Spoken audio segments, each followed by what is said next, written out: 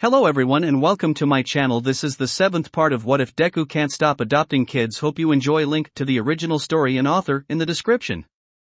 This is going to be a long 10-chapter episode because I didn't want to separate chapters 34 though 40. Chapter 31, 3? Make it 4. Izuku was glad that, at the very least, 2 of the 3 new children would not require any special precautions. Mu was an interesting one. His quirk let him phase into a different dimension. Now it wasn't like he went to a different universe or something. Reportedly, it's more like he went to a different plane of existence, where he could still see everything around him, but they can't see or interact with him, and he can't interact with them. In fact, he could reportedly go through objects while in this dimension, and even walls.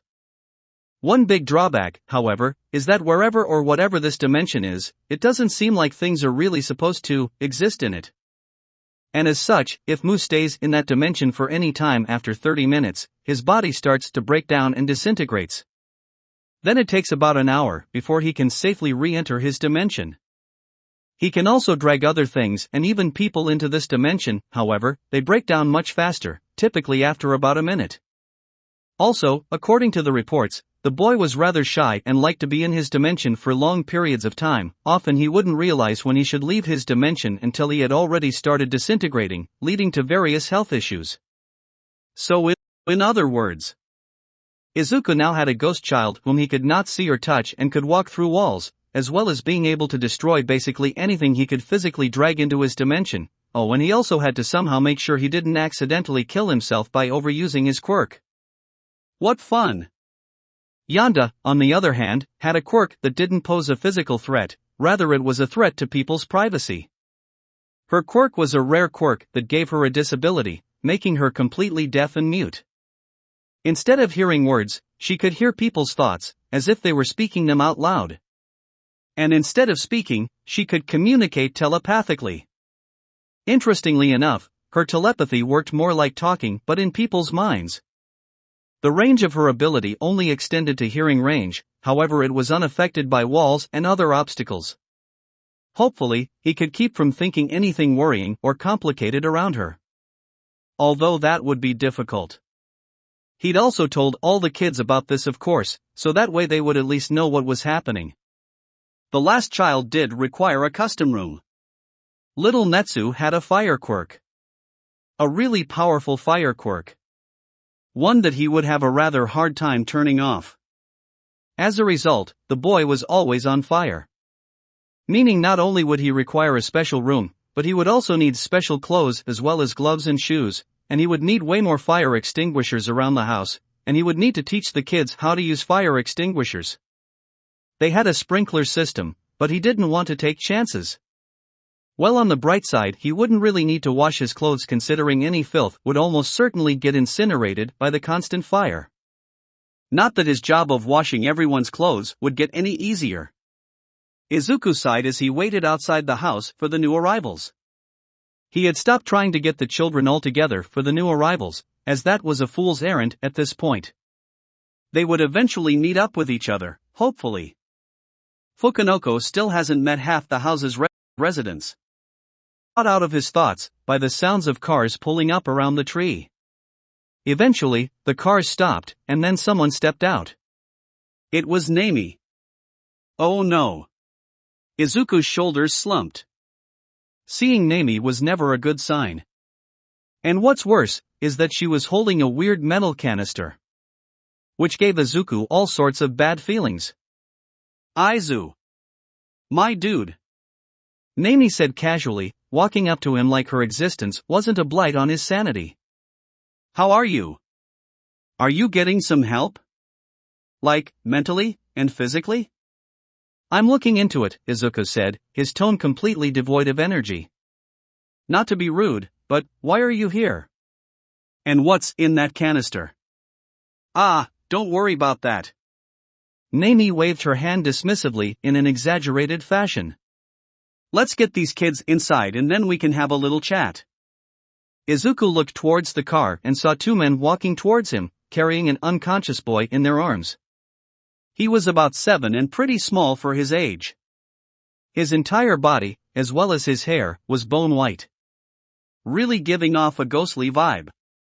This was presumably Mu. They dumped the boy in his arms, and Izuku noted how incredibly light he was. We sedated him so that way he didn't use his quirk while we were transporting him, Nami explained. I hope this doesn't become a pattern. Izuku sighed, remembering how Fukanoko also came here unconscious. Hello, father, said a feminine voice in his head. Izuku panicked for a moment, before realizing who this was. Oh, you must be Yanda. Nice to meet you. A pleasure, Yanda said, stepping out of the car to reveal herself to him. The girl was about 9 years old, with curly pink hair that had some purple strands in it, and her eyes were also a strange shade of pink. Adorable as expected, was Izuku's reactionary thought. They all are. Thank you, came the girl's cheery thought, as she smiled brightly. Izuku noticed that despite no words coming out, her mouth still moved when she used her telepathy. Oh, right, she can hear me, Izuku thought as he realized just how hard it was gonna be to control his thoughts. Thank goodness I don't curse even in my head. I already know a lot of bad words, Yanda thought sadly. Oh. Izuku slumped. Then from the last car, came an agent who was sweating profusely, panting for air as she looked like she had been in the sauna for too long. Why didn't I get protective equipment? Asked the woman. We're here. Get out. Please. The back door opened, and then. Whoosh. A fireball burst from the car and went up 6 feet in the air, burning so bright they all had to look away for a moment. Behold! I have arrived, shouted a small boy's voice. When the light died down, they could see a small boy, about 7 years old, his body a burning red inferno, with flames crackling off of him, contained by fireproof clothing, floating 6 feet in the air. Natsu. Oh, I have a bad feeling about this, Izuku thought, not seeing Yanda nod after hearing his thoughts. Natsu looked down at Izuku, and they could make out a smirk behind his flames. So you're my new father. Well, congratulations. You just hit the jackpot. The great Natsu has appeared. Soon to be the world's greatest hero. He and Keba are going to fight. A lot. Izuku realized. Who is Keba? Yanda asked. Oh, she's another one of the kids, trust me. You'll know who she is soon, Izuku responded, before turning his attention to Natsu and putting on an uneasy smile. Well, could you come down so we can go inside and I can show you your room? Yeah, just. Natsu stopped talking and started focusing. His body started going down a few centimeters, only to float back up. He can't get down, can he? Yanda asked. Maybe. Izuku watched for a few more moments, however, the boy simply could not get down. No, I don't think he can. Idiot. Yanda thought, however, she didn't use her telepathy so Izuku didn't hear that one. Do you need some help? Izuku asked him. And no. I got it. Natsu kept trying, but after a few moments, he slumped over dejectedly. Please get me down. Izuku nodded and started looking around in his pocket, before finding what he was looking for. A white, bone-like whistle. Wee-ee-wee. From the top of the house, a grim griffin heard the whistle, and flew down, eventually landing in front of Izuku. Freaking out Yanda. What is that? The small girl immediately ran behind Izuku, hiding behind his leg. Cool. Natsu said with eyes wide in awe. This is a grim. One of the other kids here makes these to guard the house and help the others. Izuku explained, going up to the creatures. So even if they look scary, don't be afraid of them. Izuku made sure to think about everything he was saying, word for word, so that way Yanda could hear what he was saying. Yanda still looked at the beast skeptically, still unnerved by the monster made of darkness. Please help him down, gently, Izuku ordered the grim. The griffin flew up and grabbed the boy's leg with his claw, fortunately, it grabbed his pants so the fire didn't spread to it as well. He pulled the boy down to the floor, before promptly letting him go. Yeah. Thanks, demon bird," Natsu said with a big grin on his face. "Alright, go back to the roof with the others," Izuku ordered, as the griffin followed his orders and flew away. "Others? There are more of those things?" Yonda asked. "Yeah, but they're not all over the place. I try to keep them out of sight most of the time because they are a bit scary." Izuku thought. A bit? Yonda thought. "Can I have one of those?" Natsu ran up to Izuku and asked with eyes wide in excitement. "Well, all the kids can ask the Grim for help," Izuku explained. He did ask Yami to give the kids control of the Grim as well, albeit limited control. He didn't want Keba to order the Manticore to start shooting fire and end up setting the house ablaze. Although with Natsu that was now going to be a constant concern. "But if you're good, you could have one for a pet." "Yes. My new dad is awesome," Natsu cheered. Izuku felt a spark of happiness in his chest from that statement, and a small smile appeared on his face. Seeing this, Yonda scowled for a second, before hugging Izuku's arm. "I think you're great too, Dad."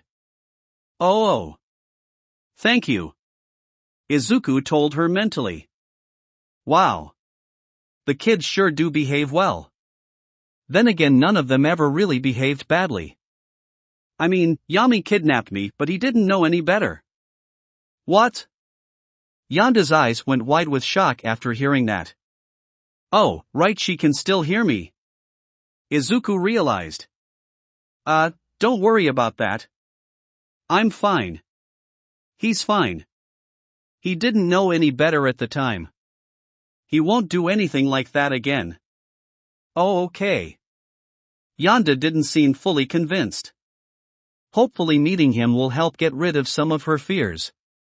Izuku thought, before realizing once again she could still hear him. I'm just gonna have to get used to this, aren't I? Hey, what's that voice I'm hearing in my head? Natsu asked. Hello? Voice? Who are you? That's me, Yonda said, raising her hand. It's my quirk. I can hear your thoughts too. Wow. Okay, what number am I thinking of? Natsu asked. You're not thinking of a number. You're thinking you're so smart by not thinking of a number. Yonda couldn't help but roll her eyes. Whoa. Natsu said. Your quirk is cool. Not as cool as mine, but cool. I'm deaf. Yonda explained bluntly. Oh, what does that mean? Natsu tilted his head in confusion. It means I can't hear anything. I can hear thoughts. But not anything else. Yonda asked. So I can't hear when you talk. Oh. Natsu thought. Okay. Your quirk is cool. Not as cool as mine, but cool. Thanks. Yonda thought. Well, now that everyone is introduced, let's go inside. Nami grinned. The sooner you two get to your rooms, the sooner me and Daddy dearest get to talk. Please don't call me that. Izuku sighed, pulling out a thermos and drinking coffee. So tired. Need to keep going. Are you tired, father? Yonda asked, concerned for her new father's safety. Izuku flinched. I'm fine. Let's go to your rooms. Sometime later. Izuku and Nami sat in his office, with Nami still holding the canister, and Fu having joined them at Nami's request. The new children had been shown to their rooms and Izuku had excused himself. Yonda had tried to stick around, but Izuku insisted that they would get to know each other better after this meeting. Again, not to be rude, but why are you here, and why did you ask that Fu join us? Izuku asked. Fu was sitting behind him, staying silent and listening intently. Well, remember when I said we were only gonna bring 3? Nami asked. Izuku's eyes widened as he realized what exactly was in that canister. Before you say anything, Nami said quickly. It's a baby. We brought them into our custody, and we needed to get them out of there immediately. For their safety. Izuku sighed. Well, if it's for their safety then it can't be helped. Please explain more about the child, and what this has to do with Fu. Ah well you see, they don't have a name yet so we just call them by their quirk's name. Symbiote. Nami explained. They were born about a month ago, their quirk makes them this, black gooey thing. Kind of like Sansan, but if she was made of that black crap that Yami vomits. So that's why they're in that container. Izuku thought. I hope they haven't been in there for too long. When he latches onto a living thing goes inside them via their pores or something, and starts what we call a bond. Nami continued. When it bonds to someone, they become incredibly strong. Like we're talking about some apex predator type SH stuff. They become strong and fast as well, they can use his black gooey body to make weapons and tendrils and all sorts of crap. They just turn into crazy strong dudes.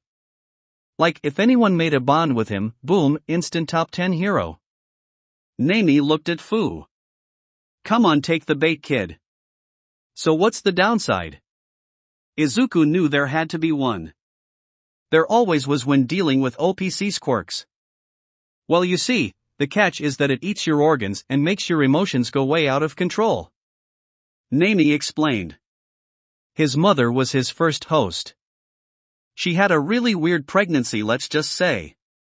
She didn't get a baby bump or anything, and after 9 months she didn't give birth, she just started acting weird, she got really aggressive, and eventually, we found out about the kid when she used him to go on a rampage. When she was eventually defeated, we found that most of her internal organs had been damaged, eaten by the kid. She passed a few days later. Oh. I see now. Izuku finally realized why they wanted Fu here. You want Fu to be the new host. Bingo. Nami said, giving him a thumbs up. You see, without a host, the kid will die in about a week. And we can't just keep giving him animals because the animal rights people might actually kill us if we do, and we would have to contain superpowered animals all the time. But Fu, he's perfect. 1. He regenerates so the kid can't kill him so long as he keeps eating. 2. He can't feel pain. And 3. The nerds over at research say that the kid won't be able to affect his brain, given that a lot of his emotional centers are, dead. Fu finished. Yeah, he does sound like a perfect host. Getting all the upsides without any of the downsides. Izuku said, his voice carrying a bit of suspicion. And you're sure nothing bad will happen to Fu? No negative effects? Nope. Nami said. Nothing but positives. Besides, it's not like you have a choice. You have to take the kid under contract. So even if we put this off, eventually you'd have to take him and give him a host. And there is no one better than Fu. Izuku frowned. It was true. Even if he wanted to refuse, which he didn't really, he still wanted to help the kid, he couldn't. And no one other than Fu could act as a host to the new kid without dying or being in constant pain. I'll do it, Fu spoke up, volunteering himself. It's not really a hard decision.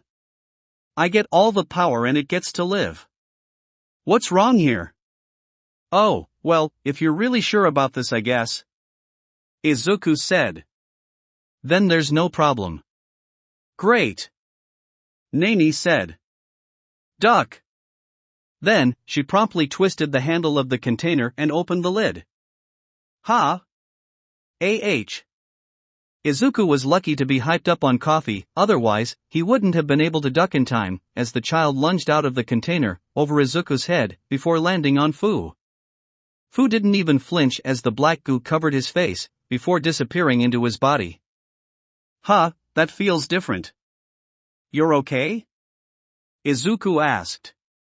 He knew that Fu should be fine, but he was still worried because, well, when was he not? Yeah. I can feel it. Fu said. I can hear him. He's relieved, he's getting confused by my regeneration, he's happy about it, I think. Well, I'll let you two get used to your new lifelong bond. Nani said, standing up and going for the door. Oh yeah, by the way, the kid has a weakness to really loud sounds and heat. So be careful. Wait, what? Izuku shouted after her as she opened the door to leave. You see more in the details by. Nani said as she quickly shut the door. Izuku looked stunned for a moment, before shaking his head. You gave me the kid who's weak to fire. At the same time as a kid with a fire quirk. He hated DOC sometimes, okay, hate was a strong word. But he did lament their lack of competence. Hey, Dad? Izuku felt a tug on his shoulder. He looked and found a slick black tendril laying on his shoulder, coming from Fu. We want to go test our new power, Fu said. And tell Keba about it too. Izuku smiled at him. Of course, I think she's in the training room right now. Great, Fu said, heading towards the door, before stopping in his tracks. Hey, what's his name? Oh, Izuku berated himself for forgetting something like that. How about Kyosei? He likes it. Fu said. It's weird to feel feelings again.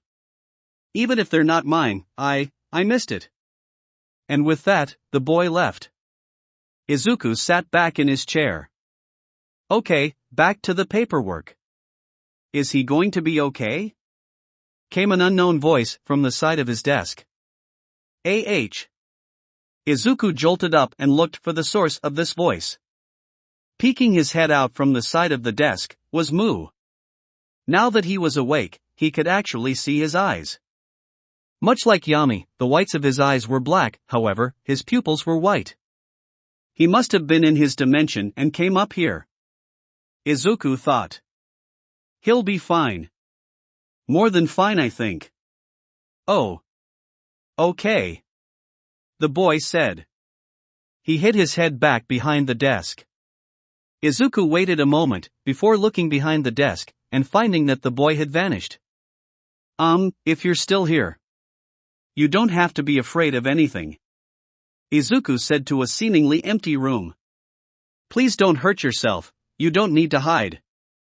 There was no response. After a few moments, Izuku sat back down and drank some more coffee.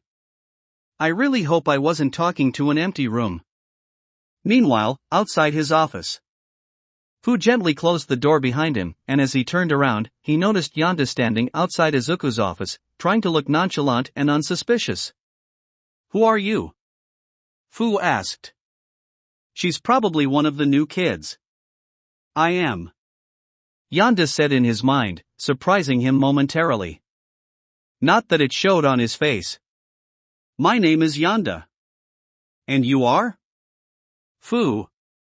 Fu introduced himself. I can't hear you. Yonda explained. I can only hear thoughts. Oh. You can't turn that off, can you?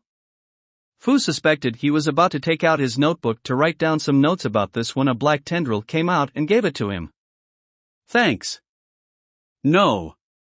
Yonda shook her head. So are you one of my new brothers? Yup.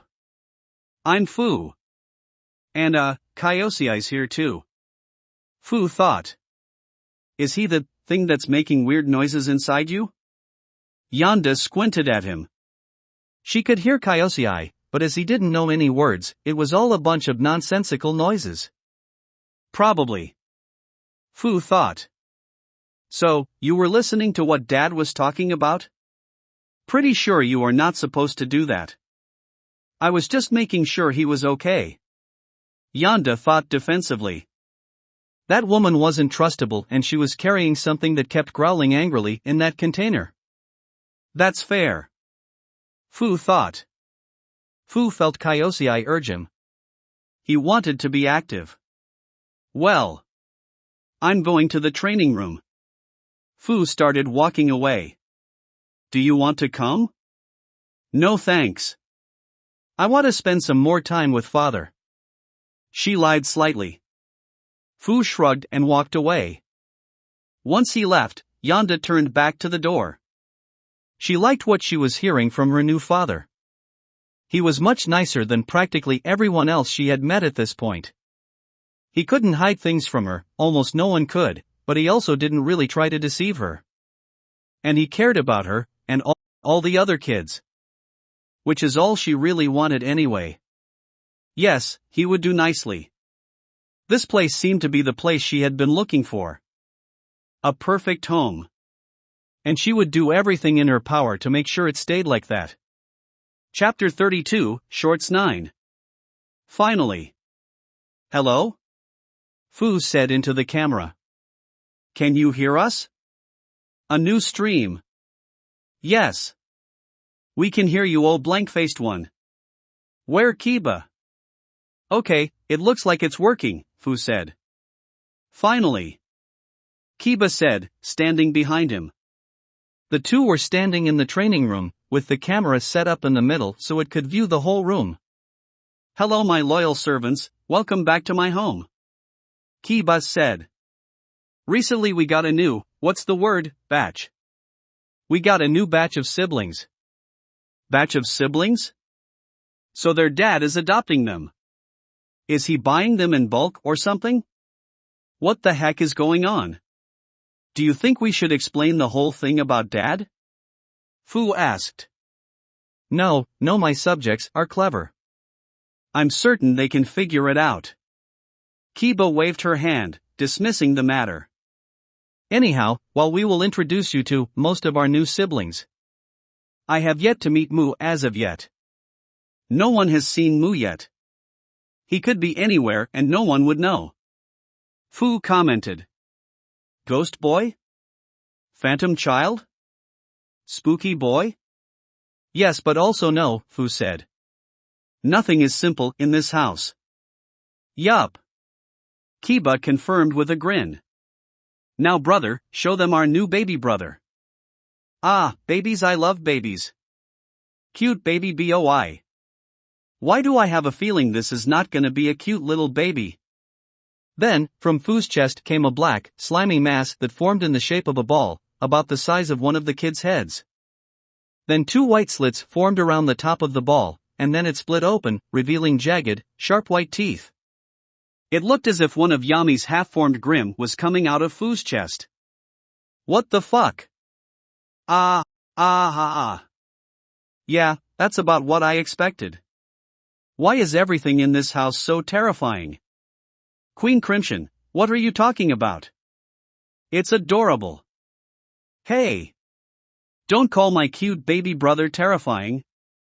Keba pouted, hugging the slime. He is actually very adorable. Hiss sis. Kyosei let out a demonic hiss in response. Oh, she's one of those kinds of girls. You mean the awesome kind? Why is it on Fu? I'm so glad you asked. You see, Kyosei's quirk is called symbiote. Keba mispronounced. Symbiote.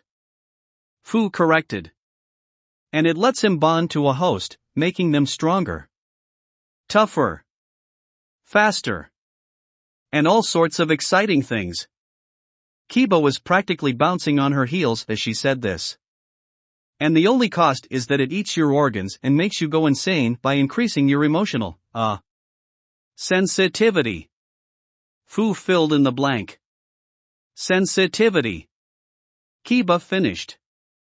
Yeah, only. Such small insignificant drawbacks. So Fu is perfect. He regenerates and his emotions don't work anyway. I still feel emotions. Just not as much. Fu corrected. Enough explaining. My subjects did not come to hear me explain what Kyosei does, they want to see what he does. Keba said, getting impatient. So let's just do this already. Fu rolled his eyes, but he could feel that Kyosei wanted to do the same. Not that he was eager to hurt Keba, in fact, the sludge boy was quite fond of her, whether that be from Fu's own fondness of Keba or because of Keba's fondness of him or a combination of the two.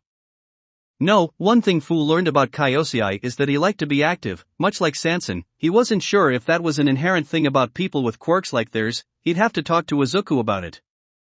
He very much enjoyed the prospect of battling Keba, because it meant lots and lots of activity. Keba moved to one end of the room, eager and ready. Fu moved to the other end of the room. Kyosei started to spread around him, completely encompassing him until he was completely encompassed in black. Kyosei's eyes appeared on his head and his sharp-toothed jaw appeared over his mouth. He really does look like a grim badass. All My Fan 2033, please don't curse on my daughter's stream. Oh, shit, daddy's here. What did he just say? Sorry, sir. You should change your username, it's really generic. All My Fan 2033, I know. So does Fu fight using Kyosei like a suit, or does Kyosei fight using Fu as a meat puppet? All My Fan 2033, according to my files, both. Wow, nothing really is simple in this house. Files? Not wasting any more time, Keba charged towards Fu, not quite at full speed but still at speeds way faster than your average person, or vehicle for that matter. Normally, Fu would never be able to react to this, and Keba's fist would fly through his head and shatter it like someone shooting a cannon at a pumpkin. However, the power Kyosei offered made things different. It's like everything slowed down, and he could react so much faster. So when Keba got close, he was able to grab her out of the air and throw her at a wall. Keba grinned. Finally, Fu could give her a proper fight. So she didn't need to hold back. Fu's black fist enlarged to twice the size of his head, and then launched it at Keba, extending his arms similarly to Sanson. Keba easily dodged the attack and ran at him once more, this time at full speed. Splush! Fu couldn't react this time, and Keba punched through his torso, causing black goo, blood, and guts to fly everywhere. You know, out of context this would be horrifying. This is horrifying in any context. You know, for a stream run by a child who's not even 10 years old, it is not family friendly here. Queen Crimson, I love it here. The zombie boy looked down at the giant hole in his side, black goop filled the wound, and he felt himself regenerate. Much, much faster than he normally did. Does Kyosei make my regeneration faster too? Fu wondered. Pay attention. Was all Fu heard before his head was blasted open like a watermelon. In seconds his head was back to normal, only to see Keba charging toward him again. Kyosei took control and made Fu duck, avoiding Keba's punch. Then a fist came out of his chest and punched Keba in the face. Which barely did anything. That hurt a little. Keba smiled, pushing away the fist. And then she grabbed on both of Fu's arms and ripped him in half. All My Fan 2033, Fu can't win this fight. Daddy shows who his favorite is. All My Fan 2033, what no? I just mean that Fu literally cannot win this fight. Keba can't do any permanent damage to him because of his regeneration. Fu brought his two halves together and punched Keba right in the face. But his regeneration doesn't last forever, and eventually, he'll need to intake more meat. But he can barely do any damage to Keba. The punch landed, but Keba stood her ground, the blow only making her head bob back a bit. And she is too fast and strong for him to keep landing hits. Fu threw out another punch, but Keba caught that one, and grabbed his other fist, before kicking him in the chest and sending him flying into the farthest wall. Without his arms. His only real advantage is a possible range advantage. As Keba ran towards Fu, from his arm stumps came a barrage of slick black tentacles that extended out and grabbed Keba, attempting to restrain her. But he's too inexperienced to use it properly against someone this strong. Keba easily broke free of the tentacles and started punching her way through the rest of them. Sure, Keba's strength is also limited. But when fighting Fu, Keba charged through the tentacles and came at Fu with her teeth bared, and when she got into range she took a huge bite into Fu's neck, drinking from his blood so roughly that she nearly took his head off. He is an endless supply of blood. And so the battle went on, as Izuku predicted. Fu kept trying to hurt Keba, but the vampire girl simply ripped and tore him and Kyosei apart. Anytime Keba felt her strength waning, she would simply tear off his head and drink from his skull. It was an almost literal bloodbath. But all the while, Keba was having fun. Because she was actually trying. Fu kept trying new tricks, turning Kyosei into spikes, hammers, huge hands, throwing her around. Eventually, he tried moving around on the walls to try and evade her. Sure had harder fights, but the fact that fighting Fu was exciting for once, put a smile on her face. At long last, he was more than a punching bag. An hour and 47 minutes later. Blood and gore had covered the walls, floor, and ceiling of the training room. Most of the metal had been covered in red, and organs and guts, sometimes in pieces and sometimes just not. Queen Crimson, it's paradise. Heaven. This is why I love Keba. Ah. Oh come on, if you are not used to a cartoonish amount of blood and violence, then why are you even here? All My Fan 2033, on one hand I'm grateful that Fu's here so the kids have someone to train against that they can't murder, on the other hand, I dislike just how used to gore and violence they've gotten. Keba was panting with exhaustion, a huge grin still on her face. Fu meanwhile, while unable to feel exhaustion and physically fine, knew he was beat. He could feel his meat reserves bottoming out. If he didn't get any more meat inside of him soon, then he would go into a frenzy. It was time to call it quits. We're done. Fu surrendered, urging Kyosei to travel back into his body. We give up. The brain, well it seems Mr. Midoriya's analysis was correct. Queen Crimson, it's over already. Ah. Already that went on for almost 2 hours. Not like anyone is complaining. All My Fan 2033, it's not like Fu would be incapable of winning a fight against Keba. He just doesn't know how to use Kyosei to his fullest yet. If he could, he might find a way to do more damage or hold her off better. The brain, very adept Mr. Midoriya. One day I'm sure he'll be a fine hero. As will Ms. Keba. All My Fan 2033, thank you Principal Nizu. Holy shit, Nizu's here. The brain, I recall he asked for no cursing. Sorry sirs. We apologize to our future mouse/bear overlord. The brain, you are forgiven, for now. Keba ran up to her brothers and wrapped them in a hug. That was great Fu. You too Kyosei. Truly worthy of being called my siblings. Please don't squeeze too hard. I need to eat more. Fu reminded her. All My Fan 2033, don't worry. I already started making an entire feast when this battle started. Brainworm, but don't you have work to do, Daddy? Another kid? All My Fan 2033, don't worry Kyoku, I'll be fine. I just have to do it after. You all come first. Always. Pogdad. Good parenting. Not something you see a lot from rich parents. Gotta put the babies first. Piran Haplenpete, I could have helped. All My Fan 2033, you would have left your room? Piran Haplenpete, can I have a stove in my room? All My Fan 2033, no. Well, let us hurry. Caretaker has prepared a feast for us. Keba said after checking her chat. All My Fan 2033, yup.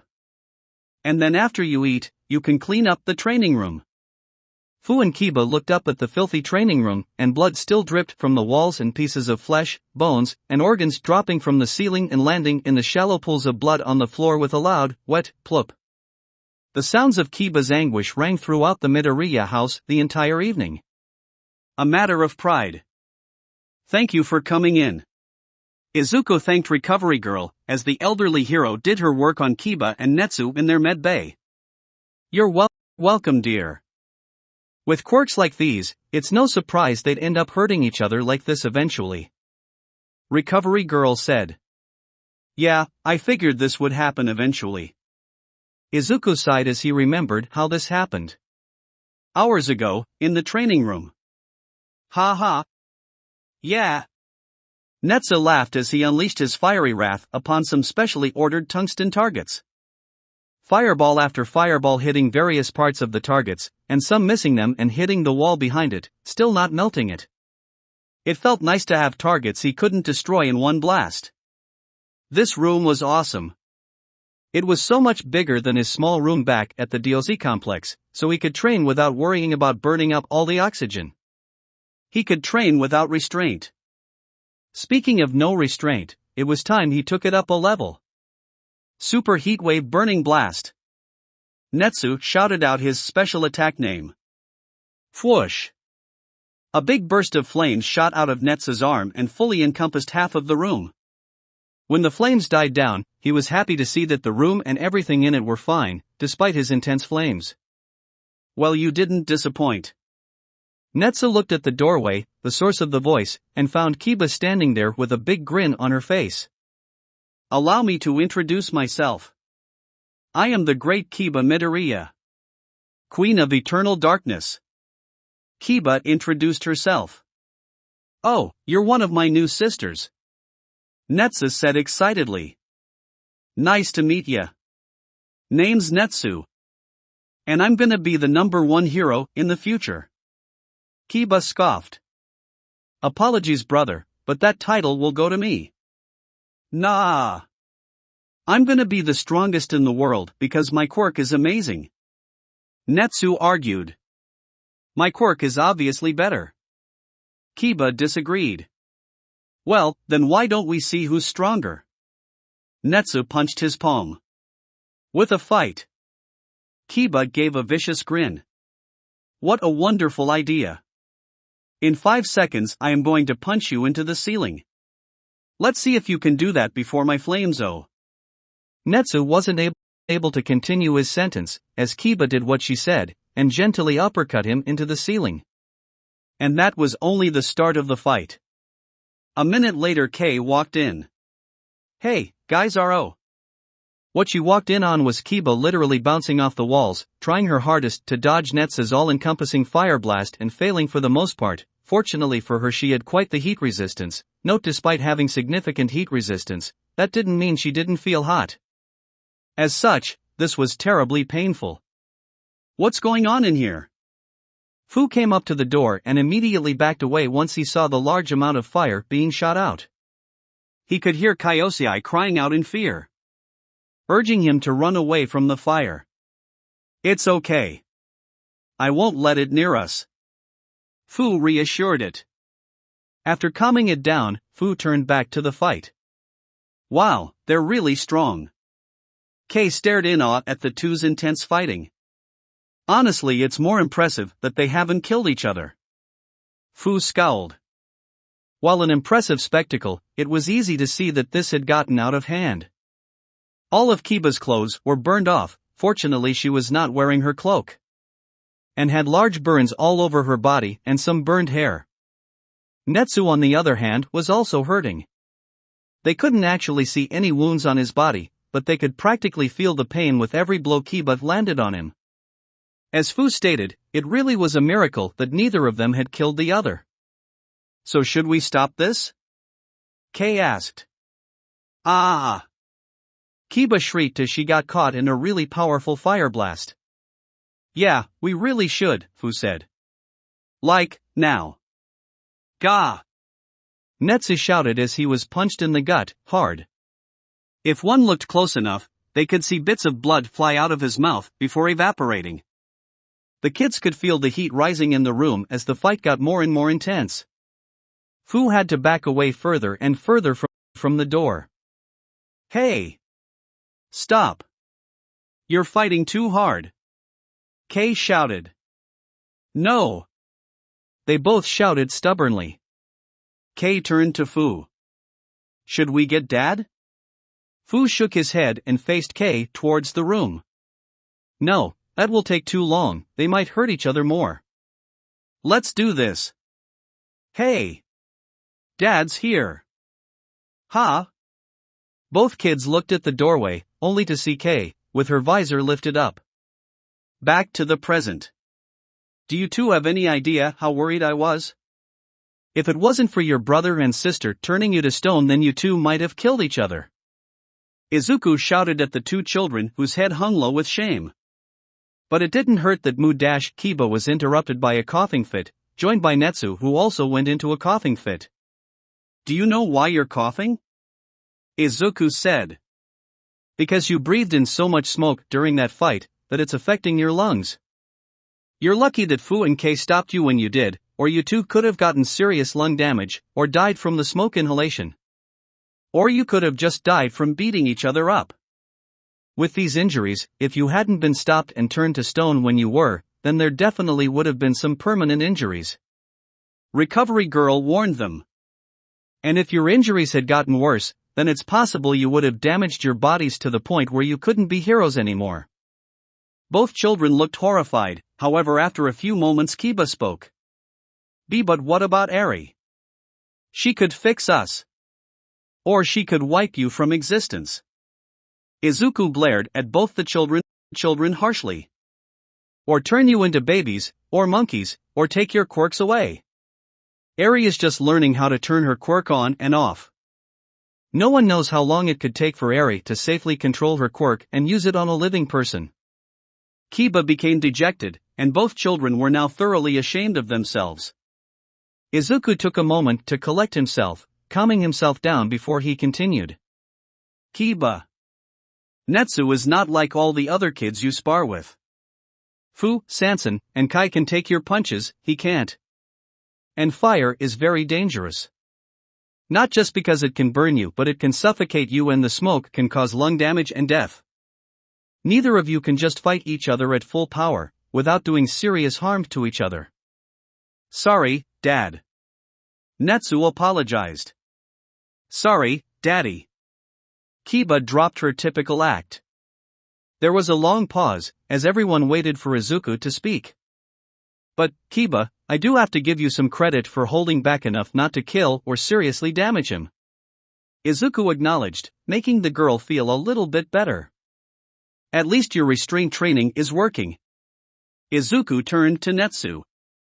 "I told you that you could train a little bit with some of the special equipment I ordered and marked especially for you. Not that you could overuse you and use it on one of the other kids." "Sorry, Dad," Natsu repeated, remembering the specific instructions that were given to him earlier and how he failed to follow them. "You could not only have killed someone else, but yourself. Using your powers to their fullest while indoors will burn up all the oxygen and suffocate you to death." Izuku reminded him. "Or the smoke will kill you. You've been told this before." I got excited. "The training room was big and it didn't melt, I wasn't thinking." Natsu once again apologized. Izuku sighed, drinking some calming tea to ease his nerves. "Okay, alright. Before you can train with most of the others, you need to go through some extensive quirk training. And Keba, before you can train with Natsu, the both of you need to wait until you have better control over your quirks.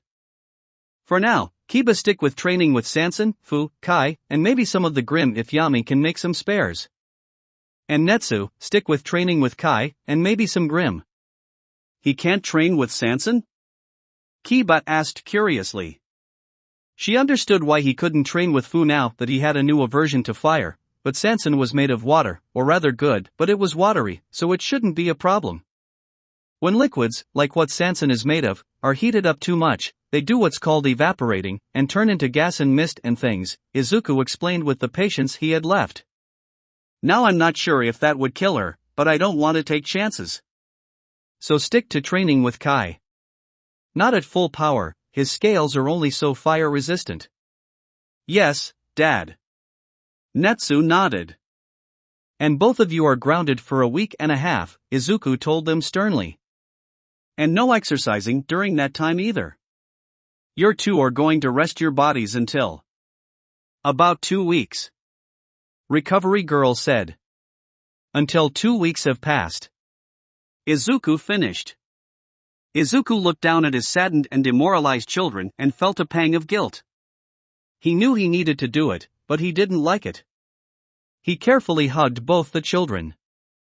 making sure that he A. didn't hug too hard and B. that he hugged the parts of Natsu covered by his fireproof clothing. It was still hot, but it didn't burn him. You both have such powerful quirks. Gifts. But with that power comes responsibility. You have to learn to use less of it, otherwise, you'll end up killing someone one day. Izuku told them. I understand that it's hard. It might feel like you're living in a world made of cardboard sometimes. Always careful not to break something. Break someone. But it's what needs to be done so that way one day, you can be the heroes you want to be. The heroes I know you can be. Neither of the children hugged back. Not because they didn't want to, but because Keba's skin was sensitive right now, and because Natsu was still on fire. But they both nudged themselves into Izuku's embrace. Is this what a hug feels like? Natsu wondered. It's nice. The hug lasted a bit longer before the moment was ruined when the door was literally thrown off its hinges, and Shiruku entered. And she was not happy. You burned my dress. The spider girl yelled in outrage. Izuku sighed. It never ends, does it? Where do Sansons come from? Izuku put down his phone and wiped the sweat from his brow. Alright, so that's the food for this month taken care of now to order Shiruka's materials. Knock knock knock. Was the sound of someone banging on his office door. Dad, can we come in? Asked the energetic voice of Natsu. Okay, Izuku said, then taking a drink of water while also downing his anti-headache medication. The door opened, and in walked Natsu and Fu came walking in. Hey, Dad. How does Sanson have babies? Natsu asked immediately. Izuku spat out his drink. What? Natsu was about to repeat it, but Fu shoved one of his hands, which he had already torn off, into his mouth to shut him up. We were showing Natsu our notebook, and all the cool quirks around. And then we started talking about Sanson. Fu explained. And we were wondering how Sanson gets pregnant. With new context, Izuku now properly understood the question at hand. It was an understandable one too. Izuku himself had wondered the exact same thing until eventually, he got the reports on how it worked. Fortunately, Izuku had already explained the birds and the bees to pretty much all the children during their lessons. Now one might say it's too soon to do such a thing. But Izuku had his reasons. One reason mainly. Because of animal quirks. You see, when a person got an animal quirk, it often came with animalistic habits. Sometimes, including some form of heat, often occurring before that person reaches the proper age. This has led to many issues in both the past and present, and for a while was the reason for many negative perceptions of people with animal quirks in the past, that would eventually turn into the creature rejection clan and other discriminatory groups. Izuku had absolutely no doubt that in his line of work and with his luck, he would have to deal with at least one kid going into heat, and as such it was better that he inform the other children of what these things were and how to properly react to them, rather than having an animal child in heat jump them and convince them to do a thing they shouldn't be doing because they don't know any better. Plus, with the internet and Kyoku, who was already aware of such things, around, it was probably a fruitless endeavor to hide such things from them anyway. Okay, so Sanson actually can't get pregnant. Izuku started to explain. What happens is, when she gets older, at some point her acid will temporarily become non-corrosive. What does that mean? Natsu asked. It means it won't burn through anything, Izuku explained. So it's like when we give her the chemical? Fu asked. Exactly, the chemical actually forces her body into that state early. Izuku continued. But when that happens, she'll be able to slide herself into a woman's passage and leave a part of her body inside there to fertilize the eggs and have a baby.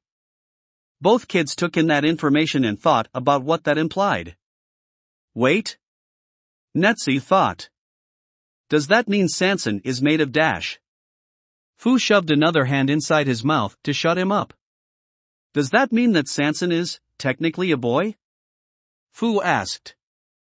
Izuku held in a breath. How to explain this? Because technically speaking he wasn't wrong, while technically neither gender, she was closer, biologically speaking, to a male than a female, if only because of the way she reproduced. But Sansan is Sansan, Izuku told him, giving him a pat on the head. She can be whatever she wants to be. If she says she's a girl, then she's a girl. Fu thought about that for a moment, before shrugging. I guess you're right. But you didn't answer my question, Natsu spoke after turning the hand to ash. Is she made of dash? Hey, Natsu, can you go give Kai a fire bath? Fu, why don't you go watch him? Izuku said, quickly changing the topic. Okay, let's go, Fu said, also not wanting Natsu to finish his sentence. Using more ripped-off hands, so he didn't have to touch him directly, he pushed Natsu out of the room and shut the door. Izuku gave a sigh of relief and got up to clean the water and blood from Fu ripping off his hands, that was now on his floor. One thing Izuku had always found fascinating and embarrassing, how quirks affected the reproductive abilities of a person. Because while many things about quirks are unknown, one thing that has been consistent about them is that they did not make reproduction impossible. They could make it difficult, or complicated, or just straight up weird. But never impossible. Even the people who seemingly could never have children because of their quirks, still could in the right conditions or with the right partner. Nature finds a way. Don't do drugs. It was late at night, meaning that most of the kids were now asleep. Except for of course the ones who typically stayed active during the night. Two such kids were Fu and Kyosei. Fu could feel Kyosei urge him to eat. After the good child had figured out how his regeneration worked, he had been insistent that they consume things on a consonant bias, so it could maintain its infinite food source. We're going to eat, don't worry. Fu reassured his body mate. As they walked towards the kitchen, they heard someone rustling around, and saw that the lights were on. Looks like Fukanoko is in the kitchen again. Fu said. While many of the children haven't actually seen Fukanoko on account of her almost never leaving her room. But Fu had been one of the few that was not Aryan K to have seen her quite a few times. Fukanoko liked to visit the kitchen at night, and seeing Fu also frequented the kitchen at basically any time, he had seen glimpses of the girl on multiple occasions. Of course, he had never actually talked to her or even approached her. He had heard she was easily spooked, and an undead boy didn't seem like a good person to bring her out of her shell. However, now, they were hungry. And Kyosei wouldn't let that stand. Guess I'll just try not to freak her out, Fu said. As he walked into the kitchen, as quietly as he could, he saw Fuku taking something out of the oven. Cookies. Chocolate chip. He waited for a moment for her to put the tray down so she didn't drop it in case he scared her. Hello, Fu said, trying not to seem intimidating. Ah!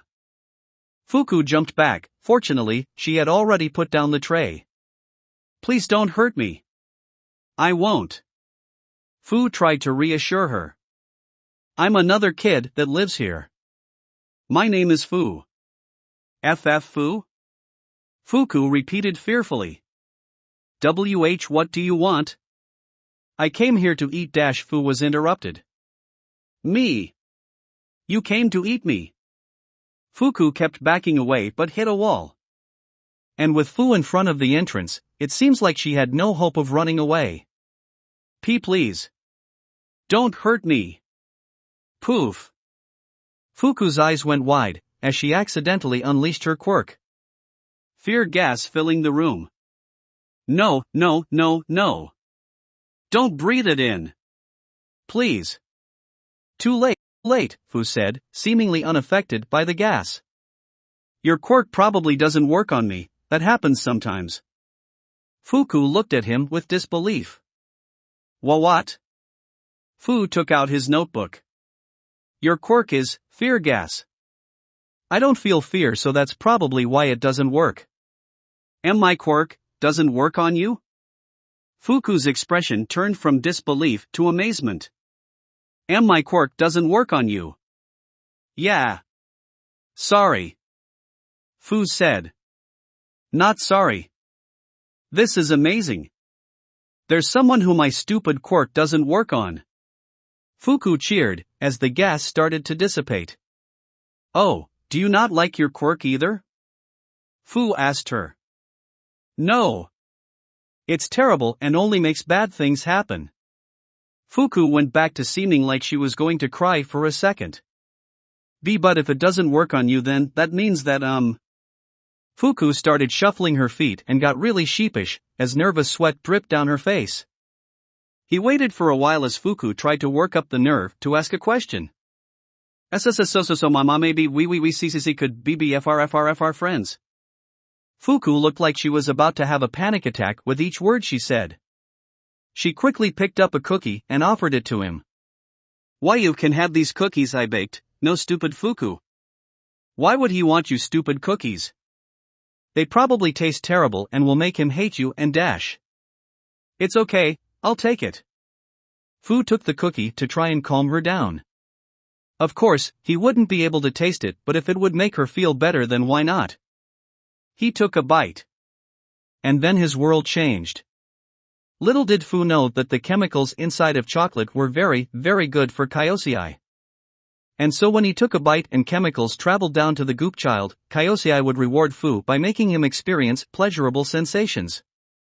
In normal cases, this would just result in any chocolate tasting like it was the food of the gods, but since Fu couldn't taste anything, this just caused an unnatural amount of dopamine to flood his brain. This would cause formerly dead parts of his brain to jolt back to life temporarily like they were struck by lightning. In short, chocolate equals a drug-like reaction in Fu. Suddenly the boy's face became more expensive than it had been in years, as his eyes went and became absolutely starstruck. For a few seconds, he was frozen, and when he moved again, he was no longer himself. Fu absolutely devoured his cookie, shoving it into his mouth hole, chewing it with reckless abandon. Once he was done with that, he started moving his head around wildly. More. More. EAP. Fuku backed up into the wall in fear as Fu's eyes turned completely dark, becoming nothing more than an animal. A chocolate hunting animal. His eyes landed on the cookies, and he leapt towards them. Fuku could only watch in horror as Fu slowly turned into a slick black monster. Bits of cookie went flying everywhere, only to get grabbed by tentacles and shoved into now spiky Fu's maw. By the time he was done, there was not even a crumb left. Out of chocolate, Fu looked around frantically for more, not finding anything until his eyes landed on the terrified Fukanoko. He lunged at her, grabbing her by her collar into the air. Where? Where is it? Tell me. WHE-. Fortunately for Fuku, the rush he got from eating chocolate, without any more to sustain the high, wore off fairly quickly.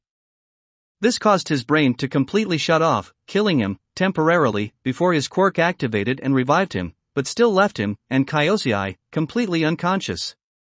Kyosei was absorbed back into his body, and he fell over. Fuku stared at him in shock for a few moments, before also falling over unconscious. Fortunately, Izuku had been watching this on the cameras the whole time, and Fu was promptly banned from eating chocolate, and Fu spent the entire next week apologizing to Fuku. Chapter 33, Shorts 10. Feeding requirements. It was early in the morning. By this time, almost everyone was asleep, with the exception of the two children who didn't require sleep. It was also the time in which Izuku woke up after a refreshing 3 hours of sleep, and went down to the kitchen to start cooking for everyone. And when he got there, to his surprise, Yanda and a very groggy Yami with his Beowulf were there waiting for him. Yanda? Yami. Did you stay awake all of last night? Please tell me you didn't. Izuku asked her. No, father. We woke up early. Yanda explained. Izuku raised an eyebrow at the prospect of Yami sleeping for less than 10 hours. Yami woke up early? She talks loud in my head, Yami said, thoroughly annoyed. And it goes through walls. You wanted to learn how to cook, right? Yanda put her hands on her hips and huffed, clearly not getting what's so irritated about. And you want to help father, so stop complaining. Yami gave a low growl but didn't object any further. In all honesty, when Yonda kept pestering him to get up, if he really wanted to he could have just sent his Beowulf to chase her away. But he agreed with her that learning to cook would help take some of the burdens off Izuku. That and also he could make his own food, so win-win. So you two want to learn how to cook? Izuku thought about it for a moment. On the one hand, he didn't want to burden them, but on the other, cooking was a useful skill that they would need to know if he wasn't around. Alright, since I have to make everyone's breakfast, I guess you two can watch and see how it's done. The two nodded and watched Izuku eagerly. Okay, so first is Fu and Kyosei. He's pretty much always awake and requires a lot of food, but it's pretty simple. Izuku explained. He opened up the refrigerator room and went inside, the two kids hesitantly following him inside and enduring the cold. You see this pile of meat, Izuku said, pointing to a pile of meat that was a bit taller than he was. This is Fu's meal for the day. He only actually needs to eat a few times every now and then, unless he's been using his regeneration a lot. Kyosei slowly eats at Fu, so Fu's food is his food. He eats that much? Yonda said, looking at the pile with wide eyes. It was over 3 times her size. Yeah, he's been training a lot more, so he's had to regenerate more, and so he's had to eat more. Izuku explained. Yami, can you ask the Beowulf to bring that cart here? Izuku pointed to a large cart and Yami nodded, willing his Beowulf to push the cart in front of the pile of meat. Alright, now, all we have to do is load up the cart with about a third of the pile, Izuku explained. And so Izuku filled up the cart, and after a couple minutes the cart was full and he was done. Okay, now we just have to get this onto the table, Izuku said. Don't we have to cook it first? Yonda asked in confusion. No, Fu can't get sick and he can't taste anything either, so it's no different if you give him raw or cooked food, Izuku explained. So cooking all this food would just be a massive waste of time. Yami nodded to show he understood, before ordering his Beowulf to push the cart. At the tables, a few minutes later. The 4 of them, counting the Beowulf, had finished laying out Fu's breakfast, which took up half of one of the extraordinarily long tables. Where does all this go? There's more meat on this table than on his body? Yonda wondered. Well, it's complicated. Basically his body shrinks down the meat and puts it in a special organ that his body uses when he wants to regenerate, Izuku explained as simply as he could. It's like the meat is fuel going into a car, that organ in the fuel tank, and his regeneration is the car. Are we done? Yami asked, wanting to move on. Yes. The next person is Kai. Izuku explained.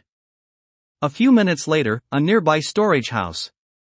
The storage house was a medium-sized building not too far away from the main building that looked like your average warehouse. Izuku had used it to store the enormous amount of food they had. The children were told what was in here but were prohibited from entering on account that they might get hurt and or destroy the building. Seeing as it was only Yonda and Yami, he would make an exception. The children looked around the building and saw that it was filled with stacks and stacks of crates. Most of them refrigerated. However, what drew their attention the most were some of the giant crates. These crates were roughly 20 times bigger than the rest of the crates and took up a lot of space in the warehouse.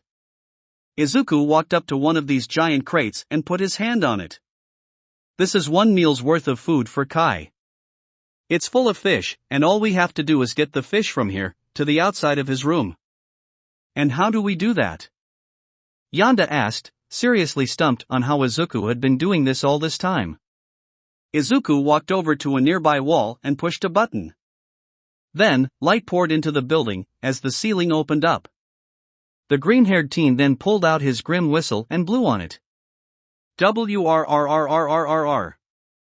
After a few moments, a swarm of griffin flew in and landed in front of him.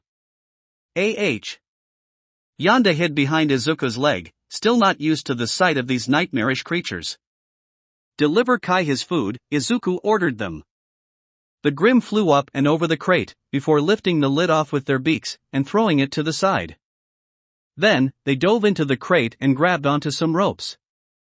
They flew flew up into the air, revealing that underneath the huge pile of fish was a tarp that, combined with the ropes, would allow them to lift the fish into the sky, which they promptly did, taking it away to give it to Kai.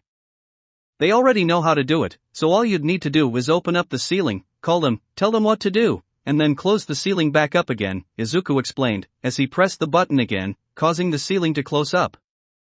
It was so hard to train them to do that. Izuku thought, forgetting that Yonda could hear him for a moment. So who's next? Yami asked impatiently. Well, Sansan doesn't really need to eat, and Shiroku feeds herself, so we don't really have to worry much about special needs until we start making Netsu's food, Izuku explained. So I guess we can actually start cooking everyone else's food. The two nodded enthusiastically with huge smiles on their faces, eager to get to the actual cooking. No more wait. Let's go. Yami ordered. Sometime later. In the end, they cooked some simple eggs. Izuku didn't want to overwhelm them with something complicated or hard to make after all, and it was one of Kei's favorites as well. And so together, they made food for Yonda, Yami, Eri, Kei, Keba, Kyoku, and Otoko, and laid them out on the tables. As none of them required special food. Some of them did have special serving requirements, however. Keba needed some blood on top of her meal, as well as having to be served with a special plate and utensils so she didn't accidentally break them. And Otoko's food needed to be distanced from everyone else as the boy didn't like to be too close to others. Soon enough the children started coming into the cafeteria in search of breakfast and started eating, not letting their appreciation towards Izuku and their two siblings go unnoticed. Kei in particular hugged them all as tightly as she could. Lastly, Mu and Fukunoko needed to have their dishes delivered to their rooms, as neither of them were keen to show their faces. Yami delivered the food to Fukunoko, whom he actually got to see for the first time. Izuku had given him a key that would unlock her room, and since she was asleep there wasn't an issue. So much negativity. Yami had always noticed Fuku's negative emotions, it was hard not to given there was so much of it, but up close, it made him very concerned. I'll have to ask Dad later. For now, he simply placed the plate on a nearby table, so she could eat it later on. Seeing as Fuku often stayed up late at night and woke up later in the evening, Izuku had allowed her to have a microwave in her room to reheat the meals he left for her. Meanwhile, Yonda was told to place the plate in front of Mu's door, and then turn around. When she did so, she heard some strange sounds behind her, and then a very quiet "Thank you." And when she turned around, the plate was gone. Once the two were done, they returned to the kitchen where Izuku was preparing to make sausages. The last meal we have to make is for Natsu, he tends to be a pretty heavy sleeper so I typically make his food last, Izuku explained as he started making the food. Natsu was pretty hard to make food for because he keeps burning it. DOC had these special cube things for him to eat that were heat-proof, but they tasted terrible so I decided to find another way. Turns out all you need to do is make the food either undercooked, cold, or frozen, and it'll finish cooking inside of his mouth. You have to be careful though, because if it's too unprepared, it might not finish cooking when he eats it, and he could get sick, so you have to be very careful. Father? Yonda gave him a concerned, and slightly exhausted look. This is a lot of work? Do you have to do this every day? Every day, 3 times a day, Izuku said. On top of all my other work, and it's only gonna get harder as time goes on. Wait, she can hear this. It's fine. If anything, it's fun. Yeah. Fun. Yonda's look told Izuku exactly how much she believed that. Well anyway, I'll stick to taking care of Netsu's meals since it requires a lot of care, so you two can sit down and enjoy your food, Izuku told them. The two kids nodded and were about to leave when they suddenly realized something. What about you? Yonda asked. Izuku gave them a confused look for a moment before his eyes went wide with realization. Oh right. You don't have to worry about my food.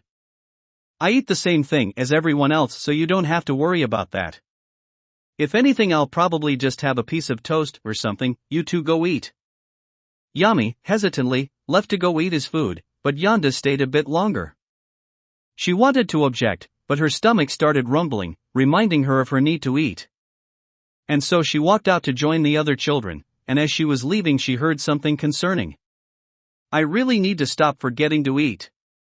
A walk between worlds. This place was interesting. It was a lot better than the facility where he had been kept before.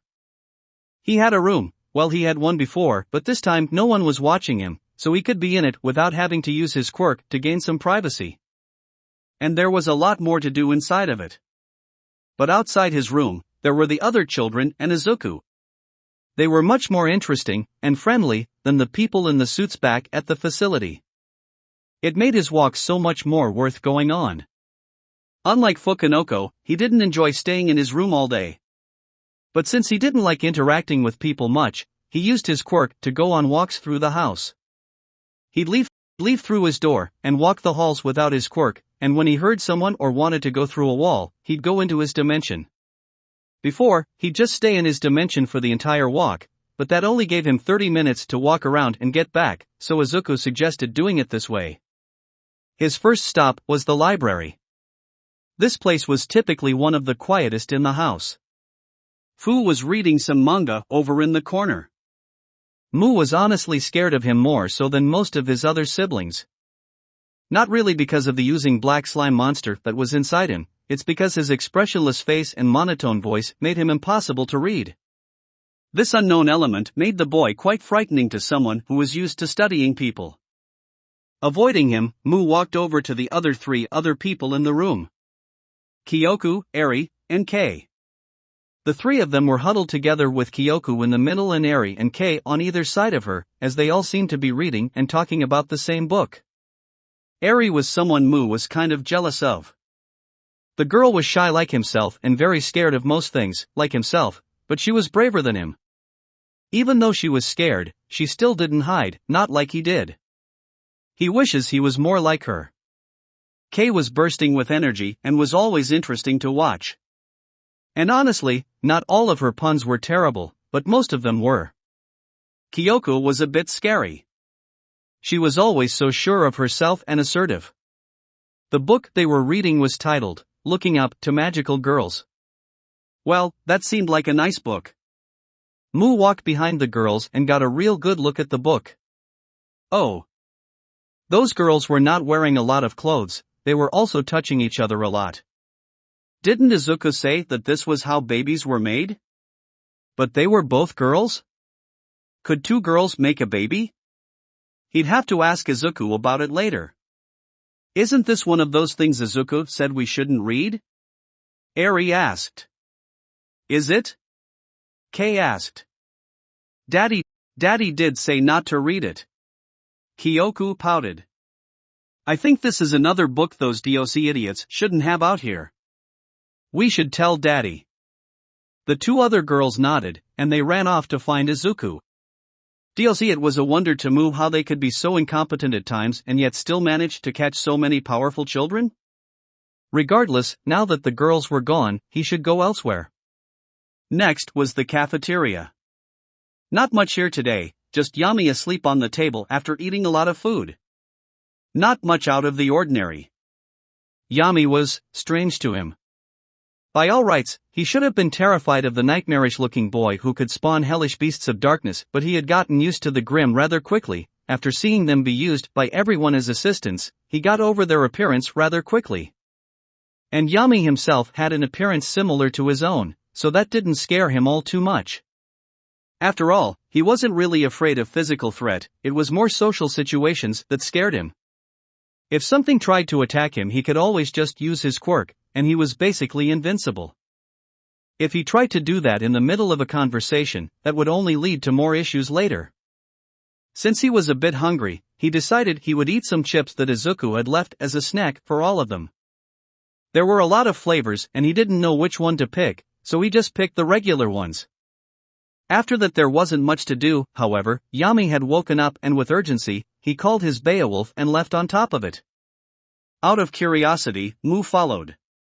They eventually made their way to Yami's room, which Yami promptly went inside. Now, it's not like Mu liked going inside people's rooms without them knowing. But his curiosity tended to get the better of him in many situations. This was one of them. Going through objects was always weird. It's not like he just went through things naturally. If that was the case, he would fall through the floor. No, to go through objects he kinda had to push himself through them.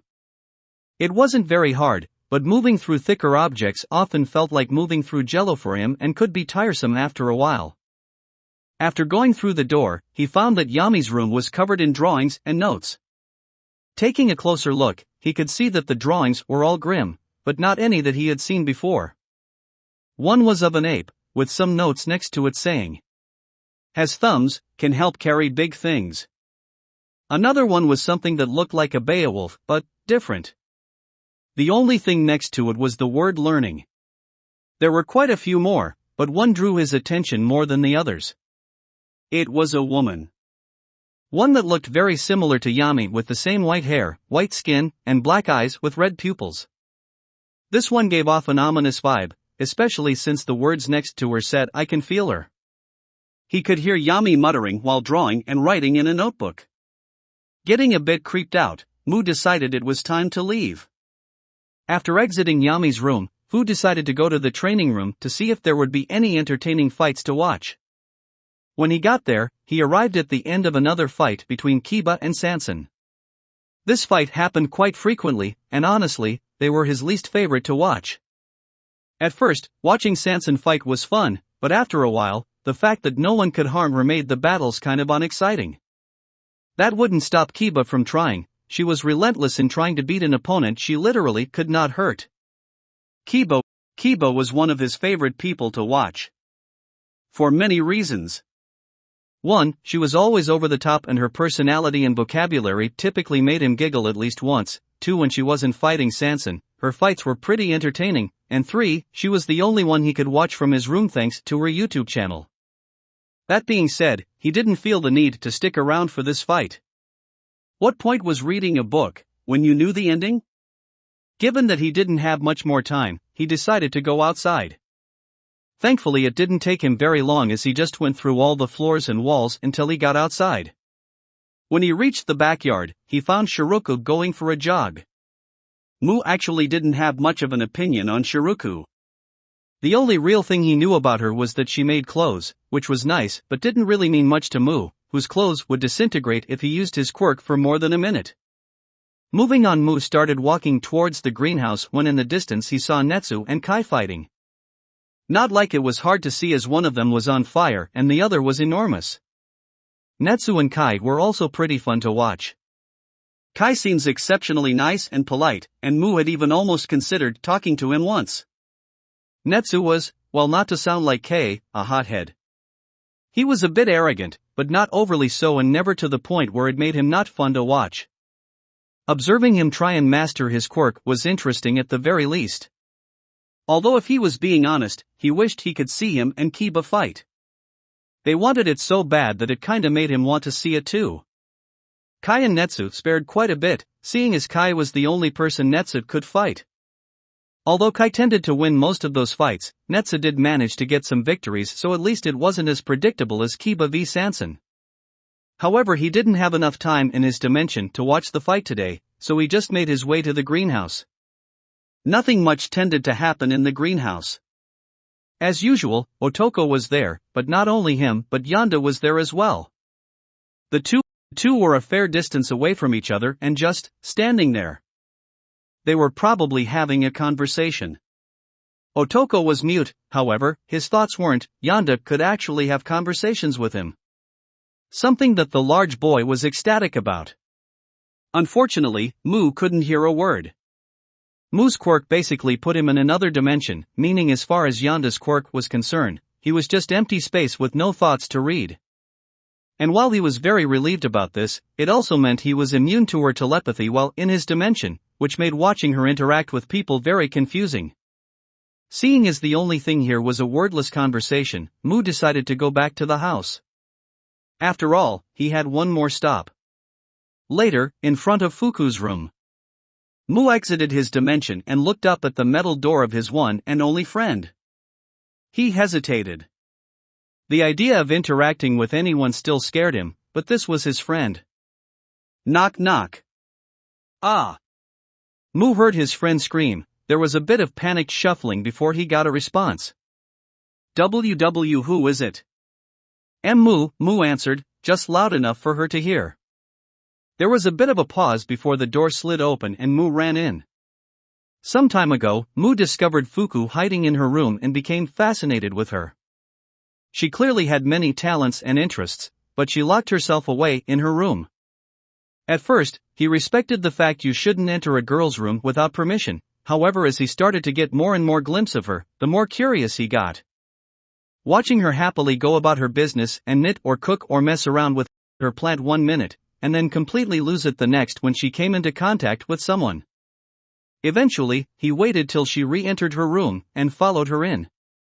He'd been delighted to see she was still just as fun to watch, as she talked to herself quite frequently and reacted in fun, over-the-top ways to basically anything. Sad scene in anime, her eyes turned into waterfalls. Here's a joke she finds funny, she got worried she would die with laughter. And then she started writing. Apparently, the girl had an interest in writing stories, and this was the best part of watching her if he was honest. Fuku had a great creative mind, which was mostly used to imagine why people would hate her and how they might exact their wrath upon her, but when this imagination was used for something more constructive, it was remarkable. It wasn't just what she was writing, it was how she wrote. She would write things down with such energy and fervor, putting down paragraph after paragraph in only a few minutes while talking aloud excitedly about her story, only to suddenly stop and go back to edit and alter her work, scolding herself all the while. Mu found himself observing her longer than he should have, and he started disappearing. He panicked and left his dimension, revealing himself to Fuku and causing them both to completely freak out. Long story short, Fuku was completely freaked out by Mu and his quirk, and Mu felt very guilty about invading her privacy like this, but didn't know how to convey those feelings through conversations due to lack of experience, and in the end, Izuku needed to step in. After scolding Mu for invading Fuku's privacy, they had made an agreement. Fuku didn't feel that her door would be effective in stopping Mu from coming in, so she made a deal with him. If he wanted to see her, then she would let him in, but he had to not be in his dimension. The thought of someone being in her room she couldn't see or hear freaked her out a lot, and while she didn't like the idea of people being in her room, it was less scary than the former idea. And so now, at least twice a week, Mu would go into Fuku's room and they would do what they enjoyed doing together. Writing stories. Fuku never left her room, so she never saw what her siblings got up to outside of her room unless she was watching Keba's videos. Mu saw plenty of things with his quirk and was happy to share them with her to provide inspiration for their writing. They were reading what? Fuku's face turned red. Yeah, and they were doing it in the hands of this big lady, Mu explained. He typically only stayed for an hour, there was only so much social interaction they could take, but it was nice for the both of them. This place was pretty amazing if you asked Mu. After all, nothing here was ever boring. Chapter 34, Roaring Revenge. Class 1A were all costumed up and ready for today's hero lesson, but when they walked into the control room, they noticed something different. Instead of All Might being here, it was Principal Nizu. Principal Nizu? Momo asked. What happened to All Might? Kaminari questioned. He is taking a break today. This lesson requires more experience and care, so I took it upon myself to be the one instructing you today. Nizu said, giving them a faintly sinister smile. Isn't that exciting? Some of the less courageous students gulped. Today's lesson will be a bit more challenging than your previous ones, Nizu warned them. How many of you have heard of OPCs? Uraraka raised her hand. I have, sir. It stands for Overly Powerful Children. It refers to children below the age of 15 with extremely powerful quirks, who might be dangerous to people around them. Perfect answer, Ms. Uraraka, as expected. Nizu praised. Now, these children will pop up from time to time and prove to be hazardous in one way or another. Most of the time these children are dealt with by the government, without much of an issue. However, there are cases of OPCs accidentally, or purposely going on rampages, or even being used against their will as villains. Some students gasped. That's awful. Nina shouted in outrage. To think villains could sink so low. Ida commented. Seriously unmanly. Kirishima grit his sharp teeth in anger. Yes, all these incidents are extremely unfortunate, which is why you will be learning to handle them appropriately. Nizu explained, today you all will be sent into one of our fake sites, where an OPC is going to be rampaging for one reason or another, and you all will have to stop them. Eh? So we're gonna have to fight a bunch of brats. Bakugo growled. No, of course not, Mr. Bakugo. In fact, if any of you even attempt to directly attack the children, then you will immediately fail the exercise, Nizu explained. You will have to find a way to stop the children, without harming them. After all, true heroes do not hurt children. Many of the students nodded along with this. They all pretty much agreed that you shouldn't try to seriously fight kids, and most of them were thinking along the lines of their kids, how bad could it be? Achiko, who knew exactly how bad it could be, was sweating bullets. Oh, and to make things more interesting, we also added some fake villains into the mix, Nizu added. You mean the robots from the entrance exam? Siro asked. Nizu gave a spine-chilling laugh. No. These are much worse. Why does he have to be so scary? Mineta thought, with many of the others having similar thoughts. Now you will all be split up into teams of 4, Nizu explained. Team A will be Mineta, Bakugo, Sato, and Kota. Team B will be Todoroki, Azui, Aoyama, and Yayorozu. Team C will be Uraraka, Jiro, Shoji, and Shinso.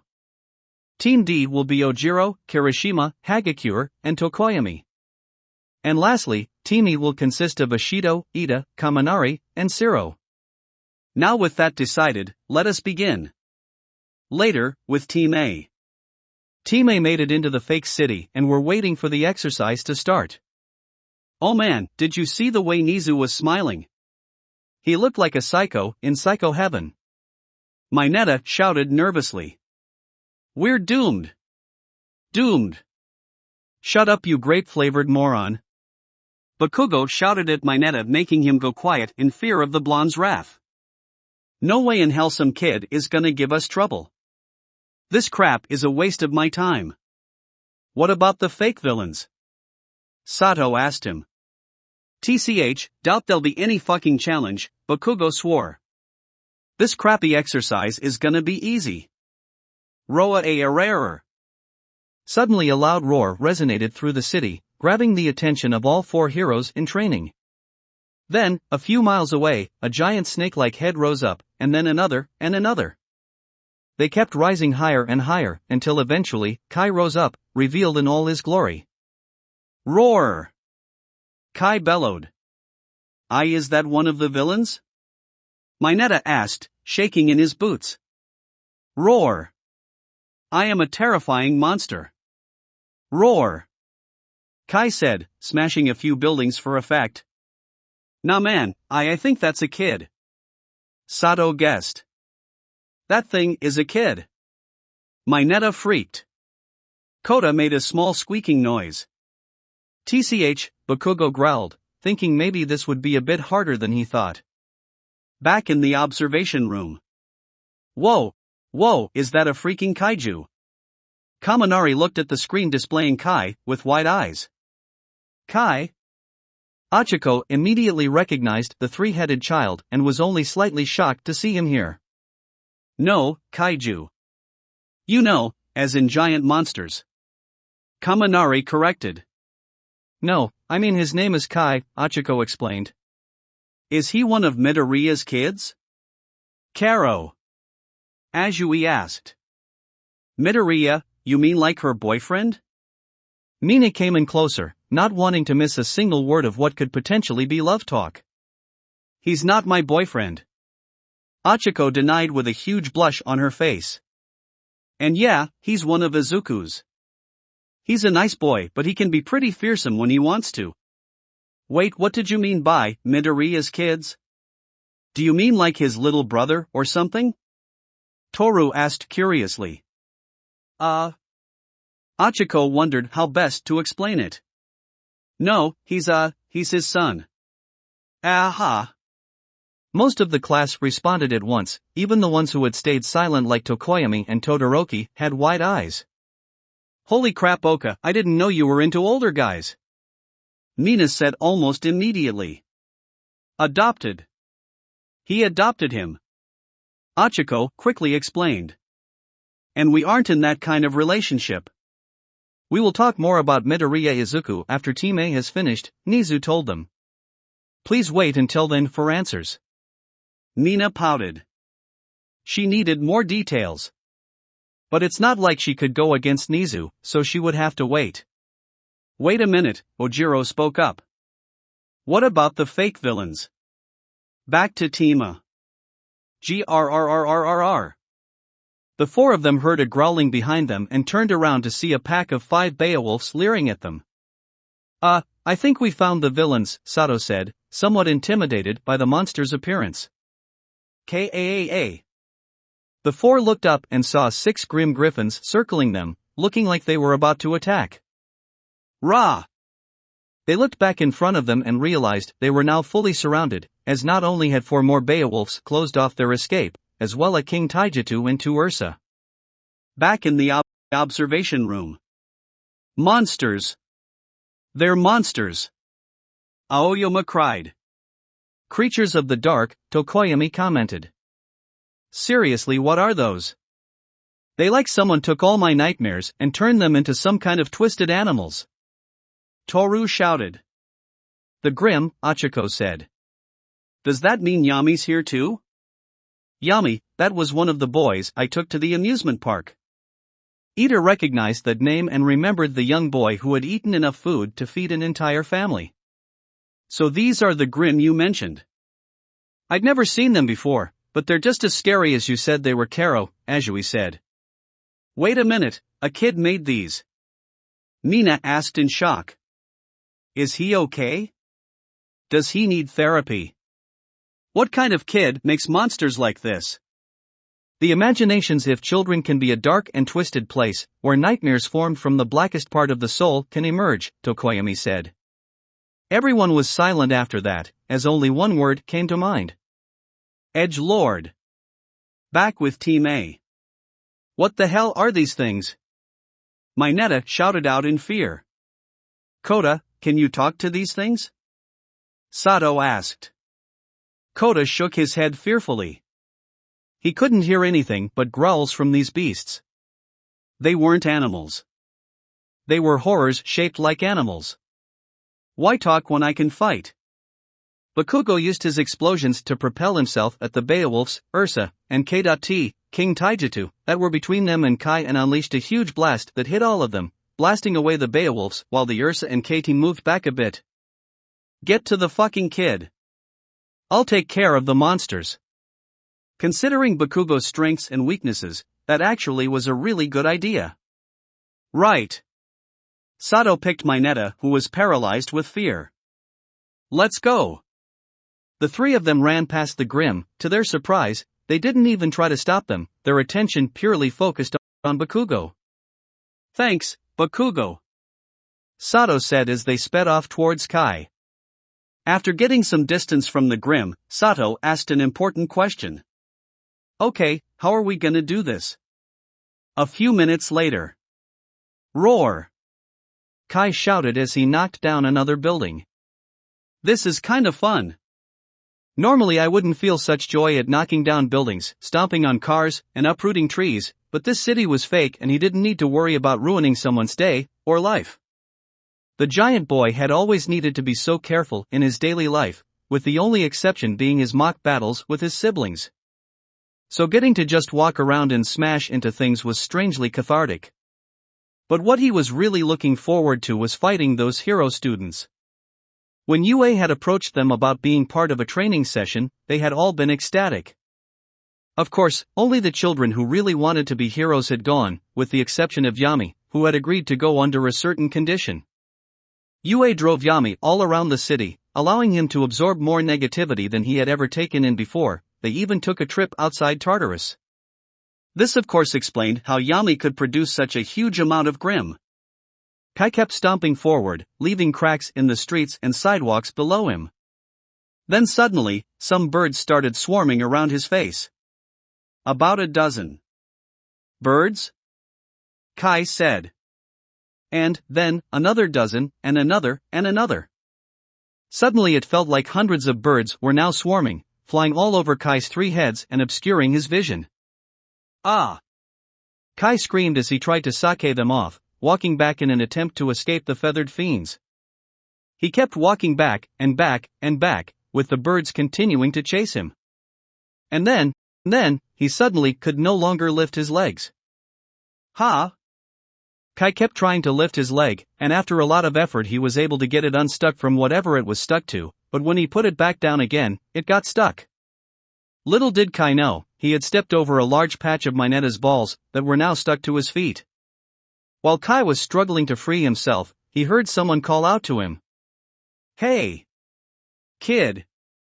Kai looked over to his left and saw Sato standing on a nearby building, breathing heavily after all the work it took to scale the building. Hey, kid! Could you stop? You kinda wrecking everything.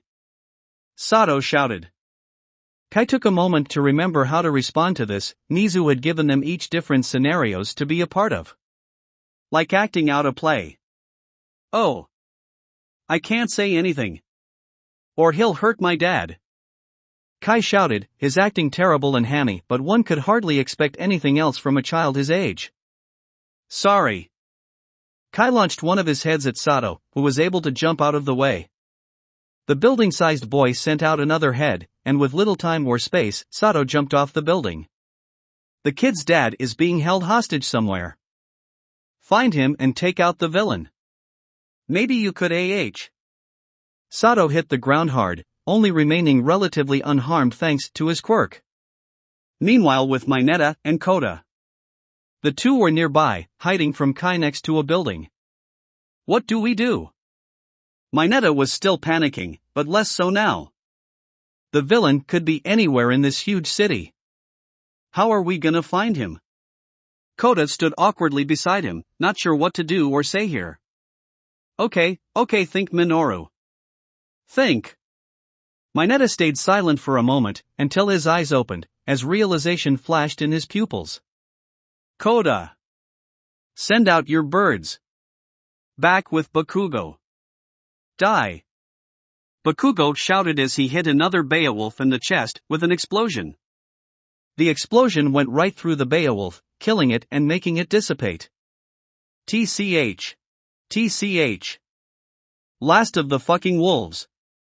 Bakugo thought. The Beowulfs weren't all that tough. Sure, trying to attack their armored parts would take a bit, but their exposed sections would only take one good explosion to pierce. The only difficult part at that point would be dealing with their numbers. The Griffins had also made that pretty annoying, however, their weakness was that they were a lot less armored, so Bakugo had an easier time taking them out. Now let's go. Bakugo was hit in the back by the KT. The explosive teen and knocked flat on his face, although it didn't take him long to get back up. After picking himself up, he was immediately grabbed by the snake grim, as it wrapped its entire body around the boy, constricting him. Ah! Bakugo unleashed an explosion, hitting the snake's side and burning it slightly, but not doing enough damage to release himself. After a few attempts with still no luck at releasing himself, Bakugo could feel the air getting squeezed out of his lungs. Unable to move, and running out of air, he started getting flashbacks to the slime villain. No! Not again! Bakugo started to panic. He could barely move his arms, but, if he could move them just a little bit. After a bit of effort, he managed to move his arm over a tiny amount, just enough to reach the pins on his gauntlet. Kaboom! A massive explosion consumed Bakugo and the KT. Obliterating the KT and sending Bakugo high into the air. Bakugo took a deep breath, relief flooded his brain as he could now finally get some air into his lungs. It took a few moments for Bakugo's brain to start functioning properly again, but when it did, he realized he was now falling, quite quickly. Shit! Bakugo used his explosions to flip himself upright and start slowing his fall until he eventually brought himself safely to the ground. Fuck that goddamn snake! Bakugo cursed. Roar! Bakugo looked up at the two remaining Ursa, glaring at him, ready to attack. The spiky-haired blonde was about to taunt the monsters, when suddenly, from the alleyways, 4 more Ursas, and 5 more Beowulfs came in. Grr! Are those fucking extras even doing anything? Bakugo shouted in pure anger. What Bakugo didn't know was that the Grimm were attracted to negativity, which Bakugo had plenty of. Although that wasn't even the real reason Bakugo was being targeted. The real reason was that when Kyoka found out that they were going to fight Class 1A, she made sure the ones who were going knew about Bakugo, and what he'd done to Izuku. Yami had given his Grimm special orders to find and hunt down Bakugo, and while he didn't want to kill him, he wouldn't mind sending him to Recovery Girl with a bit more than bruises and cuts. Speaking of targeting Bakugo. Back with Kai. Kai kept trying to free himself from the balls, but every time he raised his foot, it would just stick back to the ground every time he lowered his foot. Wait a minute. I can fly. Kai realized. Kai started flapping his wings, slowly pulling himself up. Mineta's balls tried to restrain him, keep him to the ground, but after a lot of effort, Kai managed to pull himself free and take off into the air. All right. Kai cheered at his success. So, what now? Kaboom! A massive explosion happened a few miles away from him, drawing his attention. In the distance, he could barely make it out, was Bakugo flying through the air. It's him. Kai recognized him based on Kyoko's description. Katsuki Bakugo. Kai knew what he had to do next, and he flew towards his new destination. Meanwhile, with Mineta, Kota, and Sato. The 3 of them were hiding next to a building when they saw Kai take off into the air. Are you kidding me?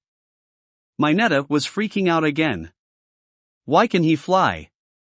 Well, he had wings, so I feel like we should have seen this coming. Sato pointed out. Kaboom! Kaboom! The 3 looked towards the massive explosion happening a few miles away and knew exactly what caused it. Did Bakugo use one of his gauntlets? Sato asked. He'd have to make an explosion that big. Mineta saw Kai flying towards the explosion and started panicking even more. Oh no! If he starts attacking Bakugo, it won't take long for that ticking time bomb with a short fuse to fight back. And that means we'll lose. At that moment, a pigeon flew down onto Kota's shoulder and started cooing to him. He found someone. 2 people, one of them is tied up. Kota told them. Meanwhile, with Bakugo. Rah! Bakugo roared, as he turned the last Ursa to nothing. Once the Grimm were dealt with, Bakugo took a moment to breathe. And then, a giant shadow fell over him. Bakugo looked up and saw Kai looming over him, all 3 heads looking right at him. Hello, Kai said. Would you happen to be Katsuki Bakugo? Yeah, what about it? Bakugo snarled. Kat frowned. My name is Kai Midoriya. You bullied my father Izuku. Bakugo's eyes widened as he took in what Kai was saying, but couldn't process it. In other words, has crashed. So I need to squish Kai said, as he stopped moving his wings, and fell on Bakugo. Back in the observation room. Wait a minute. Mina shouted. So the kid Bakugo bullied was Achiko's boyfriend. Who's this kid's dad? He's not my boyfriend. Achiko repeated. Is that why you hate Bakugo so much, Karo? Azui asked Okako. Achiko sighed and looked up at Kai falling onto Bakugo, bringing a smile to her face. Yeah, Izuku, a lot of bad things happened to Izuku, Bakugo was just one part of it. And that is why Bakugo Katsuki is on thin ice when it comes to the UA. Nizu added. Kirishima stayed silent. His opinion on Bakugo was hard to pin down. At first, he thought he was a really unmanly bully. An opinion which practically everyone else, especially Achiko, shared. But as time went on, he started to feel bad for him. The class had completely isolated him. At lunch, he ate alone. When they waited for the teachers to show up, No one talked to him, even during classes. When someone had to work with him, they just kinda let him do his thing. He was already being punished by the school, and it's not like he was bullying anyone anymore, and he didn't even seem that bad. If he didn't know about the bullying thing, he probably would have tried to befriend him earlier. But he didn't know how bad it was. Because he knew that some bullying wasn't that bad, and some could ruin or even end some people's lives. He definitely didn't want to try and befriend him if it was on the latter end of the spectrum. Maybe, if he could talk to this Izuku guy and figure out just how bad it was, he could figure this all out. Meanwhile, in the city, Izuku was a bit anxious. Not because he was tied up on the edge of a building with Present Mike, who was dressed as a villain, but because he knew damn well that Kai was confronting Bakugo. When Nizu had spoken to him about this, Bakugo had been his number one concern. It was hard to hide things from his children considering their quirks, and he knew it wouldn't take long for Kyoku to inform the others about Bakugo, and as such any confrontation between the children and Bakugo may very well end in death for either the child in question or Bakugo. Nizu had offered to exclude Bakugo from the exercise, but Izuku refused. He didn't want Bakugo to feel like an outcast, or that he was being targeted. Instead, Izuku and Nizu had organized the teams and who would be fighting who. Izuku had decided that out of all the children, Kai would be the best one to fight Bakugo. Keba, Sansen, and Natsu might kill him. And Fu now had a fire weakness, so putting him up against Bakugo was a risk he didn't want to take. Kai was a gentle child, and while Izuku couldn't see any of his children purposely killing anyone, if they were to go into a rage, there is a chance they could lose control and kill him. He couldn't really imagine Kai losing control like that, so he was the best choice. That didn't mean that he wasn't nervous though. Ha ha. Yes, my monster. Destroy everything.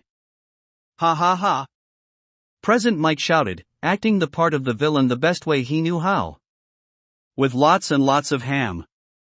Izuku was about to point out that no one was here to hear his acting when the door to the roof suddenly swung open and Sato emerged. It's over, Mike-sensei? Sato asked. Present Mike pulled out a gun and aimed it at Sato. No. I am the villain. Sick beats. There were a few moments of silence. Really, sick beats? Sato asked, giving him an "are you serious" look. Yes, because I'm sick, and I've got beats. Present Mike said. Sick beats. Another moment of silence, until Sato sighed. Just get him, Mineta. Ha? Ah. Suddenly, from the side of the building, Minta popped up and grabbed onto Mick's face. Mineta had been climbing the building using his balls, while Sato used the door to distract him. Ah! How dare you make us fight a kaiju and an army of demons? You almost gave me a heart attack. Mineta shouted as he pulled at Mick's face. Ah, get off! Mike dropped the gun from shock and tried to pull Mineta off his face. Then, Mike felt Sato's arms wrap around his waist, and Mineta jumped off of him, allowing Sato to safely suplex his teacher. Ah, was that really necessary? Mike groaned as he allowed himself to go limp. The villains defeated. Sato looked at Izuku. Are you supposed to be this kid's dad? Before Izuku could respond, Mineta spoke first, obviously not. He's probably just some gen ed kid that UA's using to act as a fake dad. Actually, Kai is my son. My real son. Izuku corrected. The two looked at him with shock in their eyes, and Mineta's jaw was hanging down to his knees. Izuku sighed. It's a long story. For now, let's just get me to Kai. Back in the observation room. Shouted most of the class. He looks like he's the same age as us. Toru pointed out. He is, Achiko confirmed. He's a teen dad. Kaminari asked. All will be explained later, Nizu told them. Meanwhile, with Kai and Bakugo. Bakugo was in shock. Part of it was the fact that he was being crushed by a 40-foot child, and now had multiple broken bones and probably some other injuries. A larger part of it was that this kid just said he was Deku's son. Now that was impossible for a multitude of reasons. Firstly, who the fuck would want to have sex with Deku? Secondly, this kid was, well, honestly, Bakugo couldn't tell given the giant monster thing, but he was talking, so he had to be at least like 5 or 4 or something, which, unless Deku had been hiding this from him somehow for the past few years, should be impossible. Thirdly, who the hell did quirkless Deku have a kid this big? Kai got off of Bakugo, looking down at the now very injured boy, who was still in a state of shock. Did I overdo it? Did I not do it enough? Kai wondered. Hello? Are you thoroughly injured? Have you learned your lesson yet? Bakugo was still too shocked to do anything. Before Kai could ask again, he heard someone shout his name. Kai! Dad? Kai turned around and saw Izuku standing on the streets, looking up at him. You're free. Is the exercise over? Yes, it is, Izuku said. He looked at Bakugo and the crater Kai had made, and winced at how much that must have hurt. And not a moment too soon, Izuku said. Later, in the observation room. Time had returned to the observation room, with Izuku in tow. Bakugo, on the other hand, was taken to the medical wing, to be treated. Which was a good thing because by now, he had gone from shock to anger and confusion. So, I believe now it's time for explanations, Natsu said before gesturing towards Izuku. This is Izuku Midoriya, head of, what do you call your organization again? Well, I don't really consider it an organization, it's more a family. Izuku nervously tried very hard not to look at Class 1A who were all staring at him. Head of the Midoriya family, Natsu said. You see, when the parent of an OPC can no longer take care of their child or simply gives up on their child, they temporarily go into the care of DOC, an organization that is part of the government that is in charge of finding and containing OPCs until they deem them fit to be moved into the more permanent care of Mr. Midoriya, who then becomes their legal guardian and is responsible for them until they are of age. I but he Mina was sputtering in confusion. Why the hell would they give this job to someone our age? Jiro asked what everyone, save a few, were thinking. That does sound terribly irresponsible, Momo added. Well, there is a simple answer to that question, it's because no one else wants Mr. Midoriya's job, Natsu explained. Before they made this agreement with Mr. Midoriya, they had offered the O.P.Cs up for adoption, however, this had many problems. Most people didn't want to adopt children who had a high chance of accidentally killing them, and the few that did want to take that risk were mostly only doing it for the financial benefit and didn't actually take care of the children. As you can imagine, both of these outcomes caused feelings of resentment and anger to grow in these children, and an unfortunate amount of them became villains, and as you can imagine with their quirks, caused quite a large amount of death and destruction. Of course, there were some exceptions, but those people would often only take in one child, or perhaps two. Mr. Midoriya is the only one willing to risk his life taking care of a large number of dangerous children, and also actually care about them and show them an adequate amount of affection. There was a long pause, as the information sunk in. Many students took it differently. Shinso fully sympathized with those kids. After all, he knew how having a dangerous or even unsightly quirk could seriously affect a person's life, and seriously respected Izuku for taking care of them, even if he didn't think it was a necessarily smart thing to do. Momo was wondering how so many parents could be so cruel as to give up their children just because of their quirks, and how the nation could be so uncaring and self-centered, that the only person they could find to take all these kids was another child. She was also wondering how exactly the government let a 15-year-old do this in the first place. Todoroki didn't quite know how to feel about Midoriya himself. On one hand, he respected his desire to give these kids a happy childhood, because God knows he wished he'd had one, but on the other hand, he wondered why he would ever do something so dangerous and that ate up so much of his life. Kirishima. That's so manly. The red-haired hero student shouted, being the first to speak out of all of them. Ha! Izuku was taken aback by this positive response, still not quite used to receiving genuine praise from anyone above the age of 10. I mean, maybe you should have waited a bit, but what you're doing is super manly. Kirishima praised. Parenting by itself is manly. But you're taking in dangerous kids even if it could kill you. That's like being a hero. Izuku definitely wasn't ready for that. I agree 100%. Hachiko jumped him, giving Izuku a bright smile. Of course you would. Nina teased, making Hachiko blush and shot the pink girl an irritated look. But seriously, that's super cool of you. Respect. I suppose it is rather commendable to help these children the way you do. Momo still wasn't really sure about this whole thing, but she did at least respect Izuku's desire to help these children at the very least. Izuku's face was bright red and was rendered totally speechless. Mr. Midoriya is quite socially awkward, so don't mind if he acts a little strange, Nizu told them. Izuku covered his face as he became super overwhelmed. Now with that explained, shall we go on to our next match with one of Mr. Midoriya's children? Nizu smiled. Chapter 35, A Battle of Fire, Ice and a Dragon. Team B, that being Todoroki, Azui, Aoyama, and Momo, stood in the fake city, waiting anxiously for the exercise to start. Well, except Todoroki, who didn't seem to be nervous at all. You're rather calm, Todoroki. Azui pointed out. Aren't you at least a bit nervous about what they could throw at us after seeing the first round, Kero? My ice can deal with whatever they throw at us, Todoroki said confidently, yet still using his typically icy tone. You've met Midoriya and his children before, haven't you? Do you know what they might throw at us? Azui shook her head.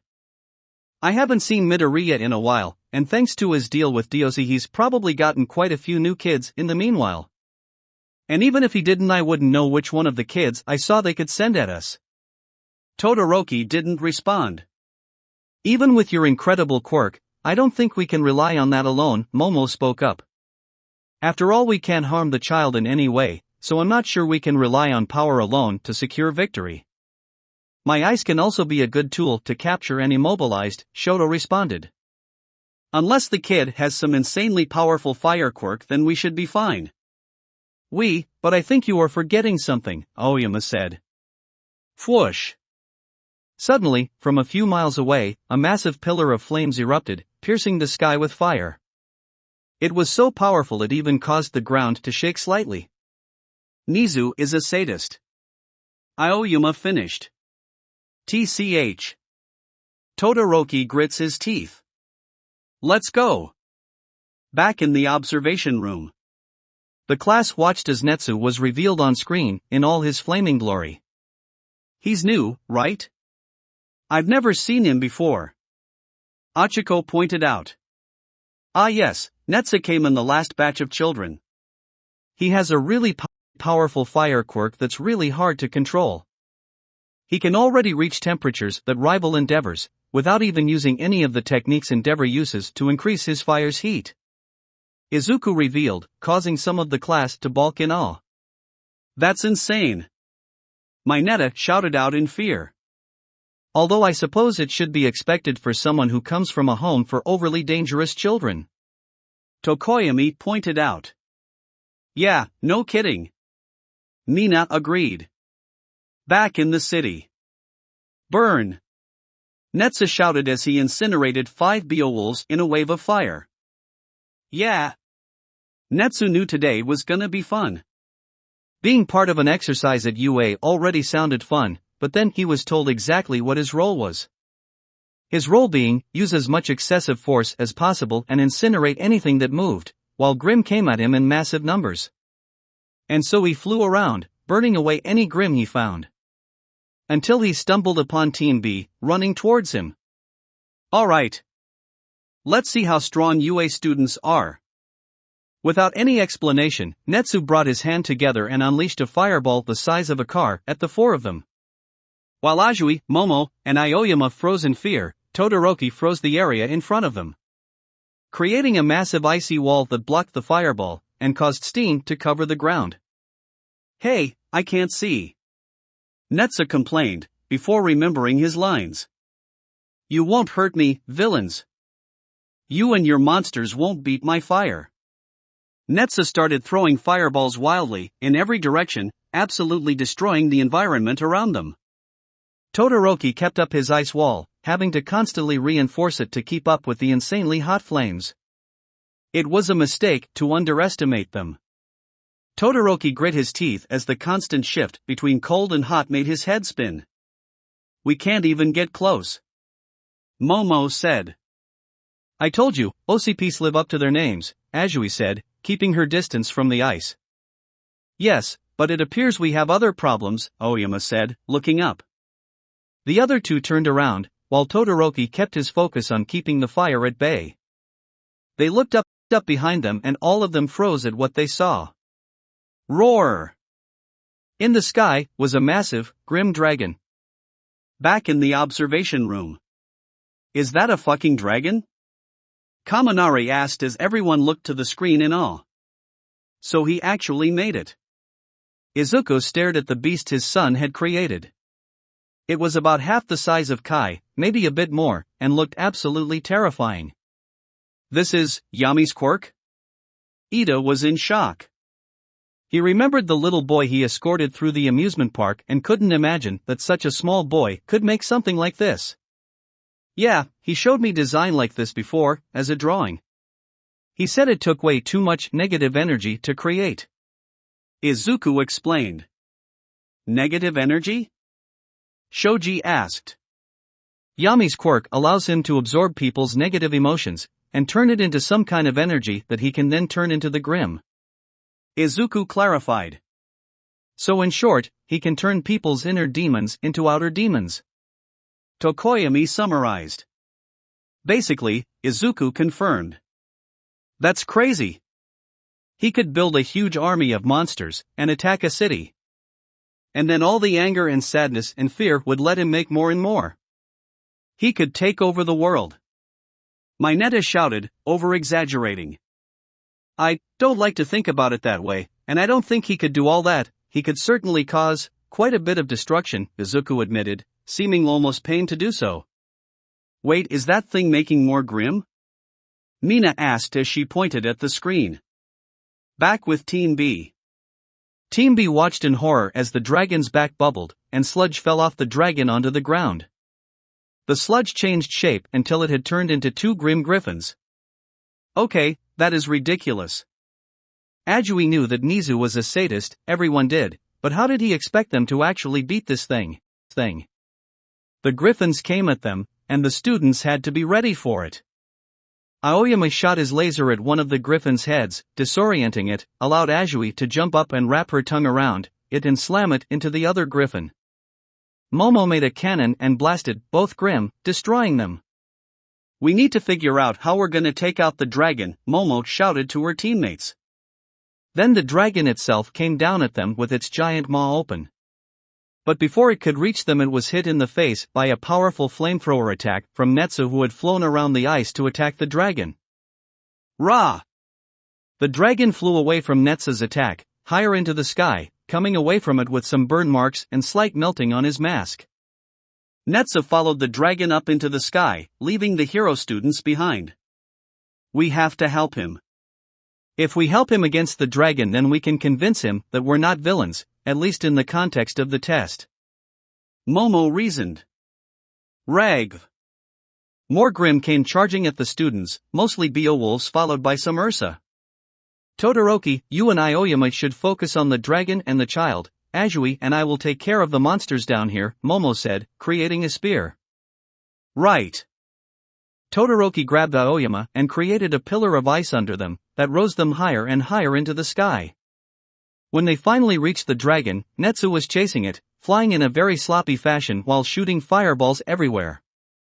Todoroki made another ice wall to block a stray fireball, and from behind them one of the griffins flew at them. "I don't think so, Monstra." Aoyama unleashed the most powerful naval blast he could right at the griffin, destroying its head and killing it. I'll focus on the dragon, keep those griffins off me," Todoroki ordered. Aoyama dreaded how his stomach would feel when this was all over. Todoroki tried to make a trail of ice leading to the dragon, but Natsu's fireballs kept destroying it. "TCH, I can't afford to hold back," Todoroki thought. If he was gonna fight this thing while Natsu was around, then he would have to use the full capability of his mother's quirk. And so while Aoyama shot the griffins out of the air, Todoroki waited patiently for the dragon to get closer. Natsu chased the dragon around with its flamethrower, until eventually, the dragon flew, only a few feet away from Todoroki. In an instant, Todoroki made a massive iceberg that completely swallowed the dragon. Whoa! Natsu stopped for a moment, surprised by the sudden appearance of the iceberg. Crack! However, the iceberg wouldn't stay there for long, as the bridge Todoroki had made was too small to hold the weight of the massive iceberg, and it was about to collapse. Todoroki ran back to the ice platform, with Aoyama following. He could feel the frostbite nipping at his fingers and at his sides, but he had more important things to worry about. Because the iceberg was above Azui and Momo. "Azui, Yayorozu, move!" Todoroki shouted into his earpiece. Crack! The ice broke, and the iceberg went hurtling downwards. Meanwhile, back on the ground, Azui drop-kicked an Ursa to death, and Momo was impaling a Beowulf when they heard Todoroki's warning. "There's an iceberg about to crash on you too. Move!" Todoroki told them through the earpiece. Momo and Azui could quickly see the shadow of the iceberg, getting bigger and bigger very quickly as it approached them at an alarming rate. Azui acted quickly, and grabbed Momo with her tongue, and made broad leaps away from where they were. Crash! The iceberg hit the ground, only a little less than a dozen feet from where the two girls were. The impact broke the ice apart into hundreds of thousands of little pieces, that flew through the air like pieces of shrapnel. Momo made a shield, and blocked the ice shards, protecting both her and Azui from harm. When all was said and done, all that was left of the iceberg were chunks of ice and a cool mist that covered the ground. Did that do it?" Momo asked hopefully. A few moments later, her question was answered, when a giant black figure emerged from the mist. Roar! The dragon rose up from the mist, towering over the two girls. It was damaged, with some burn marks and melted parts from Natsu's attacks, as well as cracks in its armor and cuts in its skin from being trapped in the ice and falling to the ground. The worst of its injuries were its wings. Now cut up, and filled with holes, they would no longer be suited for flight. Momo stepped back from the intimating beast, but as she did so she noticed that Azui was not doing the same, instead seeming groggy. All the frosty mist was making the frog girl very sleepy, and she was doing her best to keep from falling asleep, but she was very out of it. The dragon seemed to notice this, and charged at her, opening its massive maw to swallow her whole. Momo jumped at her classmate, moving her out of the way just in time for the dragon to miss her. The dragon turned its head towards the two down girls, and let out another fearsome roar. With the monster upon them and with Azui completely out of it and on the ground, Momo knew she couldn't dodge anymore and had to come up with another strategy. She quickly made a flare gun and shot it right in the dragon's face. Rah! The flare exploded in the dragon's eyes, not doing any damage, but causing it close its eyes and flail its head around wildly, as it stumbled backward. Momo kept shot it in the face 2 more times, causing it to keep stumbling back. Unfortunately, Momo had run out of flares. She lifted up Azui and hoped to get away from the dragon while it was still stunned, but the dragon recovered before she got far. With its jaw open, it rushed at the two. And then a massive chunk of ice fell on its head. Todoroki! Momo shouted. The half-and-half teen himself came down with Aoyama on an ice slide, and the two of them ran over to their teammates. "We are glad to see you two were not crushed," Aoyama told them. "I apologize, I should have known the ice would fall," Todoroki said before he noticed the now unconscious Azui. "Is she injured?" "No, it seems like all this cold sent her into some sort of hibernation. She most likely won't wake up until we get her somewhere warmer." Roar! The dragon still wasn't done and rose up once more. The armor on its head was now heavily damaged, looking like it was about to fall apart. TCH. Just stay down. Todoroki shivered from the ice crawling up his right side but released another wave of ice at the creature regardless. The ice covered the dragon once more, however this time the ice was weaker, due to Todoroki overusing his quirk, and the dragon quickly started breaking through. Momo saw that Todoroki was about to unleash another attack, and stopped him by putting her hand out in front of him. "You're shivering, we should retreat." "I'm fine," Todoroki insisted. "I know now may not be the best time to bring this up, but where is the boy?" Aoyama asked. Phoom. Suddenly from the sky, a giant wall of flames slammed into the dragon so hard it knocked all 3 students off their feet and blew them away. Todoroki made some ice to stop them from getting blown away any further, and an ice wall in front of them to protect them from the heat. Ag hi. Todoroki struggled to maintain all the ice, the heat poured through, curing his frostbite but also making them all sweat intensely. Aoyama even passed out from the heat due to the fact he was in a suit of armor that only made the problem worse. They couldn't even look directly at the fire because it was so bright it would have blinded them. This went on for half a minute until the flames died out. Where the dragon once was now nothing but scorched earth and black smoke.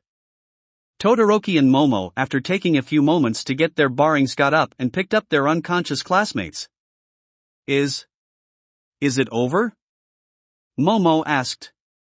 Back in the observation room. "Holy shit," Kaminari said in awe. "That kid just nuked the dragon." Jiro gaped, sharing her classmates' sense of awe. "I told you Natsu's quirk was powerful, although this is the first time I've seen him use an attack like this." Izuku was also surprised, but to a much lesser extent. Is he going to be alright? Surely an attack of this level must have some toll on his body?" Ida asked, concerned for the boy's well-being. Izuku shook his head. "Natsu's quirk has very little direct drawbacks. It's very hard for him to control and can cause a lot of property damage, but the only negative effects it can have on himself is if he breathes in the smoke, or if he's in a confined space and burns up all his oxygen. But in wide open spaces like this, he's pretty much fine so long as he's careful, although the lack of control over his quirk can make his ability to fly pretty sloppy and can cause him to dash." On screen the students saw Natsu try to land, only to smack into the ground face first. "Crash, can we please get him to Recovery Girl as soon as possible?" Izuku said with concern. "Of course." Nizu leaned over to the microphone. "Will some medical bots please take Natsu Midoriya, Azui, and Aoyama to Recovery Girl, and will Mr. Todoroki and Ms. Yaoyorozu come back to the observation room?" After a few minutes, Natsu, Aoyama, and Azui had all been carted off to Recovery Girl. Azui was just asleep and relatively unharmed. Natsu broke his nose and was healed with Recovery Girl's quirk and was now taking a nap. And Aoyama had been overheated, so he was taken out of his armor and treated. The rest of the class, minus Bakugo, who was also still with Recovery Girl, was in the observation room. "Alright, while you did technically pass the test, if this was a real situation, you too would have failed," Nizu told them, much to the 2 students' shock. "If you were paying attention, you'll notice the Grim made no attempt to attack Natsu. This was because obviously, we didn't want the young man to be harmed, but if this was a real situation, the villain would have obviously fought back. You allowed the child to fight the villain by himself for far too long." A moment that comes to mind is when Mr. Todoroki allowed the child to lure the dragon close to him, rather than attempting to lure him close, or attack with his own flames. Todoroki flinched but didn't respond. That's of course not even mentioning all the property damage and the fact that dropping an iceberg from that height would most likely harm if not kill civilians or allies. Nizu continued. "The only reason I am no failing you all is because of the difficulty of the test. We understand, we will perform better next time, Principal Nizu," Momo said with an embarrassed bow. Todoroki did not respond. What is going on with him? Izuku wondered. He didn't use his fire at all during that test. I wonder why. Now with that done, let us move on to the next test. Nizu looked at Team C, who by now were very, very nervous. As they should be. Chapter 36, 2v4. Now, before you start, this match will have a special change in rules. Nizu told them, looking at Team C. For this match, you are able to attack the children, but you are not allowed to harm them. The entire class looked at the principal in confusion. Am I stupid, or isn't that the same thing? Kaminari asked. You are stupid, but yeah, it does sound like the same thing, Jiro said. I'm afraid I don't understand, sir. What do you mean by this? Ida asked his principal politely. That you will have to figure out on your own, Nizu said with a small sadistic laugh. Welp, we're fucked. Shinso thought. Izuku looked at Uraraka, who was deep in thought. I wonder if she figured it out. A bit later, in the fake city. Team C had been walking through the city for a few minutes, and still had yet to see the child. Which was weird considering that from what they'd seen these kids weren't exactly hard to find. But despite this, Jiro looked extremely nervous. Jiro, what's wrong? Shoji asked her using one of his arm's mouths. I can't hear them, Jiro revealed. You can't hear what? Shinso asked her. Those monsters. Shouldn't there be a ton of them around us or at least a few miles away, but I don't hear anything. It's completely silent. Jiro said, thoroughly unnerved. Maybe they are waiting for the child? Shoji theorized, before looking at Uraraka. Uraraka, do you know who the child we're facing might be? Everyone looked at Uraraka, and the ninth wielder paused as she considered what she was about to say. Well, I think I might know, but I'm not sure. It's better than nothing, Shinso told her. At least we might have an idea what we're going up against. When the principal said that we can't harm them but we can attack them, maybe he meant that even if we attack them, harming them won't be that easy. Achiko speculated. 2 of the kids had quirks that made them almost impossible to hurt them. Fu and Sanson. What do you mean, impossible to hurt them? Jiro asked, her eyes widened with alarm at the thought of facing an invisible enemy. Not impossible, just really, really hard, said a voice behind them. The 3 of them immediately turned around and saw Fu standing there, with his typical blank expression. Fu. It is you. Achiko said with a bright expression on her face and relief filling her voice. Hi, Uraraka. It's nice to see you. Fu greeted in his usual monotone. It's been a while. Back in the observation room. Wait a minute, I know him. Mina shouted out, pointing at Fu on the screen. Why you do? Izuku asked, looking at the pinkette in confusion. Yeah, I saw him in Keba's videos. Toru exclaimed excitedly. Wait a minute. Are you Keba's dad? Is someone gonna fight Keba? Well, yes, and kind of. She is here and she will be part of the exercise, but you can't really fight her because, well, you can't attack her. Izuku explained nervously. That's amazing.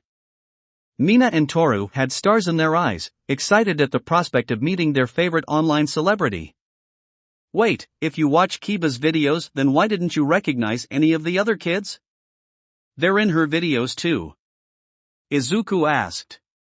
Oh, we only just found out about her, we watched a few videos but we didn't see anyone but her Fu, Toru explained. But I can't wait to watch the rest. So have you seen Fu and Keba's quirks? Izuku asked hopefully. Nope, I've only watched her gaming stream. Toru revealed.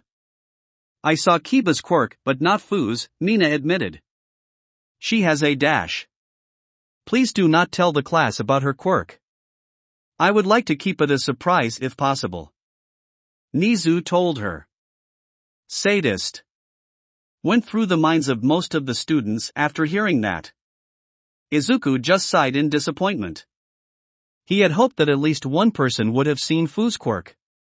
Because he was well aware of how grotesque Fu's quirk could be, and it tended to make things complicated. It was one of the reasons that Keba's channel was often described as Gapmo. On one hand, you had Keba's adorableness and super endearing personality, then on the other hand you'd see her rip Fu's head off and a fountain of blood burst from his neck stump. It put a lot of people off. They've been really nice so far, so hopefully, nothing goes wrong. Izuku crossed his fingers.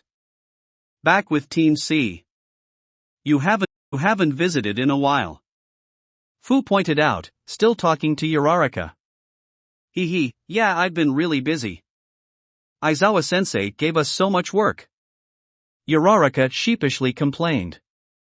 You should come over, dads, let's talk about that later. Fu realized that this wasn't the time or place to be talking about this. Ehem. Surrender, heroes. You're surrounded. The team looked around and saw nothing. Kid, do you know what the word surrounded means? Shinso asked the child. Yup, Fu answered. We do. And then, Jiro's eyes widened. Guys. I hear something. Below us. Then the ground started to shake. And that's when the Grimm suddenly burst from the ground underneath them, surrounding the team completely. There were 3 kinds of creatures. All brand new to the teens. One of them looked like a giant centipede that towered over them, even with some of its body still underground. Parts of its body would rotate in a complete circle, suggesting a less than simple anatomy. There were some small creates that didn't look like any animal they'd ever seen before. The best one could describe it as if an alligator wore armor and instead of having 4 legs on the top and bottom parts of its body, just had 2 big legs in the middle, like a T-Rex without arms. And the last one was just a giant worm the size of a very small building, with a huge gaping spiked maw. All in all, there were 5 centipedes, 12 of the small creepy things, and 1 massive worm.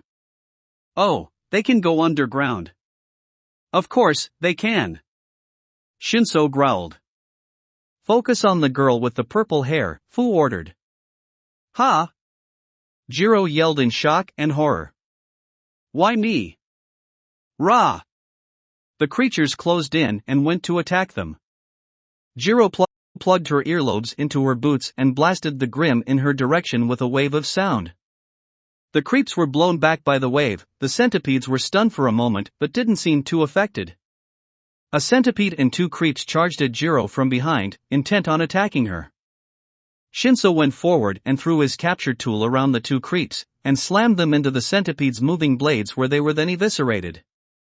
Achiko jumped at the centipede head and touched it, using her new ability to increase gravity, to cause the beast to crash onto the ground. Meteor kick. Uraraka charged up to 7% of One for All and came down on the centipede with an axe kick to the skull, crashing through the bone and into the soft black parts. As the Grimm faded away, 6 creeps ran at Jiro, 3 on both sides of her. Shoji charged in and knocked the 3 creeps away on her left, while Jiro blasted the 3 on her right with a sound wave. Why is he after me? Jiro shouted at Achiko, as the whole team grouped up. I don't know. It doesn't make any woe. Suddenly Achiko was grabbed by the leg by a large black tendril and dragged away from her teammates. This tendril came, not from the Grimm, but from Fu himself, his arm being completely covered in the inky black substance. Fu brought Achiko in front of him, holding upside down in front of his face. We haven't seen each other in a while, so allow me to induce Kyosei. Say hi. Suddenly the inky blackness overtook Fu's face and replaced it with a pure black one with white eyes and sharp teeth. Rah! Wah! Achiko was thrown away from the rest of her team by Fu's tentacle. Fu's body was then covered by Kyosei until the boy underneath could no longer be seen, and then he charged after Achiko, running on all 4s like an animal. Just when I thought he was a normal-looking kid, Shinso remarked. Back in the observation room. So is that his quirk? Siro asked Izuku. No, the black inky stuff is actually another one of my kids, Izuku revealed. Wait, what? Shouted a good chunk of the class. That black goop is a kid? Kaminari's jaw was hanging. Yes, his name is Kyosei, and please don't call him black goop. Izuku sighed. He didn't blame him for calling Kyosei that. It wasn't the most flattering thing to call a child, but it wasn't inaccurate. Kyosei's quirk is called symbiote.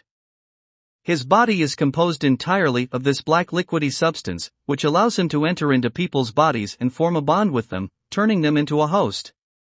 This host will gain numerous physical advantages such as enhanced strength, speed, durability, etc., as well as the ability to use Kyosei's body itself as a weapon. Nizu explained, looking at the amazed faces of his students. However, this comes at a cost. While bonded, Kyosei will begin to feed one's internal organs, until the host has died. It will also cause the host's emotions to become overwhelming, to the point where the host no longer knows how to handle them, which in theory would often result in the host going insane until they die. The looks of amazement that had been on the students' faces when they heard of Kyosei's benefits turned to horror and shock when they heard of the price. Wait. Then why does that kid have him? Sato was the first to ask the question that was now on everyone's minds. Well, I assume this Fu has a quirk that would negate the drawbacks of bonding with Kyosei. Alright. Momo asked, hoping she was correct. Very astute of you. Young Fu's quirk makes him, well, immortal may not be the right word, it's rather complicated to explain, so let's just say it makes him an unkillable zombie, which is an oxymoron, but that is the best way to explain it, Nizu said. So long as he consumes enough meat, he will be able to regenerate from any and all injuries. He is unable to physically feel anything, and his emotions, while he still has them, are muted to a degree. So he's the perfect host, Tokoyami concluded. The class calmed down. For the most part, some of them were still a bit squeamish about the thought of someone's organs getting eaten. Why not give Kyosei a host? Mina asked. I doubt it would be that simple, Todoroki responded. He said that Kyosei feeds on the organs through the bonding process, implying that he needs to bond in order to survive. Very good, Mr. Todoroki. You are absolutely correct. Nizu happily praised his student. Without a host, Kyosei will die. Meaning that there was no other option than to find someone like Fu. There was a moment of silence as the class had to let that information sink in. Back with Team C, minus Achiko. The three remaining members of the team did their best to hold off the attacking Grimm, but without Achiko there wasn't much damage they could do to them. The creeps weren't that bad to deal with, but the centipedes with their spinning blades were completely unapproachable by the students, and all they could do was avoid them. And then there was the worm. The worm was far too tough for them to hurt, and its ability to dive underground served to make fighting it an even more futile effort. Thankfully Shoji and Jiro were able to detect any underground attacks, but avoiding them proved to be easier said than done. This is pointless, Shinso said as he slammed a creep into a centipede's head using his capture tool. We can't beat these things without Uraraka. We need to regroup with her. How though? Jiro asked as she ran away from a centipede. There's too many of them. And they're underground. Anytime we try to get away, that worm will just pop up and stop us. Shoji said as he gave a three-armed backhand to a creep. Well, if they're underground, then we need to get into the air. Shinso looked up at the nearby buildings. We need to get to the rooftops. Great idea, how? Jiro asked. Shinso threw his capture tool around the waist of both his teammates. You have to push us up there with your quirk. Or at least far enough for me to get us up there. Jiro looked up at the closest building, and then back at her two teammates. If she could blast them up far enough into the air with her speakers, then Shinso could use his capture tool to swing them over to a rooftop, and hopefully out of the reach of the Grimm. But that was a big if. At least my heart is pounding. Jiro thought. She didn't have much time though, as the Grimm started encroaching on them once more. Jiro couched down and faced her, speakers towards the floor. You know, if this doesn't work we're fucked, right? Well, if we stay here we're pretty fucked too, so less sass and more sound waves, Shinso told her. Jiro held her breath. Boom! She let off the biggest sound wave she'd ever let off, and it launched them into the air, with Shinso's capture tool keeping them together. And they made it. 2/3 of the way up. They made it 2/3 of the way up the side of the building. Fortunately, they had made it just far enough for Shinso to throw his capture tool around a railing on one of the rooftops. The three of them swung to the side of the building. And were now out of reach of the creeps and centipedes. Oh God, I can't believe that worked. Jiro released the breath she was holding, as she hung by Shinso's capture tool, along with her other two teammates. Looks like we're out of the danger zone for now, Shinso said. Jiro's eyes suddenly widened as she heard something that gave her chills. I wouldn't say that. It's the worm. It's coming up and fast. It might be trying to jump. Shit. Shinso knew what he needed to do. He grabbed his capture tool and tried to climb up the side of the building. However, with both Shoji and Jiro weighing him down, he wasn't making much progress. Shoji saw this and reacted accordingly, grabbing both Shinso and Jiro and taking hold of the capture tool, and climbing up much faster. A few seconds later, they had made it most of the way there. And then... Raha! The worm burst from the ground, leaping into the air. The three teens froze in terror as they saw its spiky maw getting closer and closer way too quickly. Fortunately, though, the worm stopped a few feet away from them, as gravity finally took effect and forced the worm back to the ground. The teens were flooded with an intense sense of relief, knowing they were finally out of danger, for now. Shoji pulled them to the rooftop, and Shinso unwrapped his capture tool off of them. Alright, now let's go find Uraraka, Shinso said. Can you two locate her? They both nodded and Shoji made some extra ears, while Jiro started moving her earjacks around. Meanwhile, at the fake park, with Achiko. Crash! Uraraka was thrown through a tree by one of Fu's tendrils. She rolled across the dirt until she stopped when her body smashed into a rock. Ah! Eh? Achiko grunted in pain, as she slowly tried to pull herself off the ground. Fu dashed a few feet away from her, giving his opponent a menacing leer. Wow, Fu, you really got a lot stronger since we fought last time. Achiko felt a strange feeling while fighting Fu and Kyosei. She'd kind of felt bad for him before. The boy was the only one in the group of kids that wanted to be heroes, that didn't have a super offensive quirk. Heck, technically speaking, his quirk wasn't good for defense either, since regeneration didn't defend you, rather it just kept you from dying. The poor boy would get tossed around and dismembered and beheaded, and even used as a weapon by Keba a few times. But with Kyosei, Fu was now a significant threat, and Achiko felt kinda proud. Even if he was kicking her ass. Thanks. We may not be as strong, Keba, but we have a few tricks up our sleeve. Fu raised his arm, and it shapeshifted into a hammer. Sanson taught us this one. Fu raised his hammer arm up, stitching it high into the sky before bringing it down on Achiko. Achiko quickly dashed out of the way as the hammer slammed down onto where she had been standing, breaking the ground it smashed into. Uraraka changed at Fu, with one for all speeding her up. She didn't get too close, however, as 5 tentacles grew out of Fu's back and flew at Achiko. Achiko had to suddenly stop, and then move back as she jumped out of the way of various tentacle swipes. As one of the tentacles jabbed at her, she dodged it and grabbed onto the tentacle, intent on making Fu heavier. But before she could get all 5 fingers on it, the tentacle shifted around in her hand, covering it and keeping all her fingers separated, so her quirk wouldn't activate. Did you think we didn't think about how to deal with that? Fu told her. Kyosei's black goo spread from Achiko's hand onto her arm. Achiko struggled to try and escape Kyosei's grip, but even using 7% of one for all didn't help her. More tentacles wrapped around Achiko's body, trapping her in a cocoon of black. This is my win, Uraraka. Fu raised Achiko high in the air. Uraraka. Fu paused and turned to look behind him, and saw Shinso, Shoji, and Jiro running towards him. So you escaped the Grim. Fu shot out more tendrils from his back at the 3 students. All 3 of them managed to jump out of the way but had to keep running as the tendrils kept chasing them. How long are these things?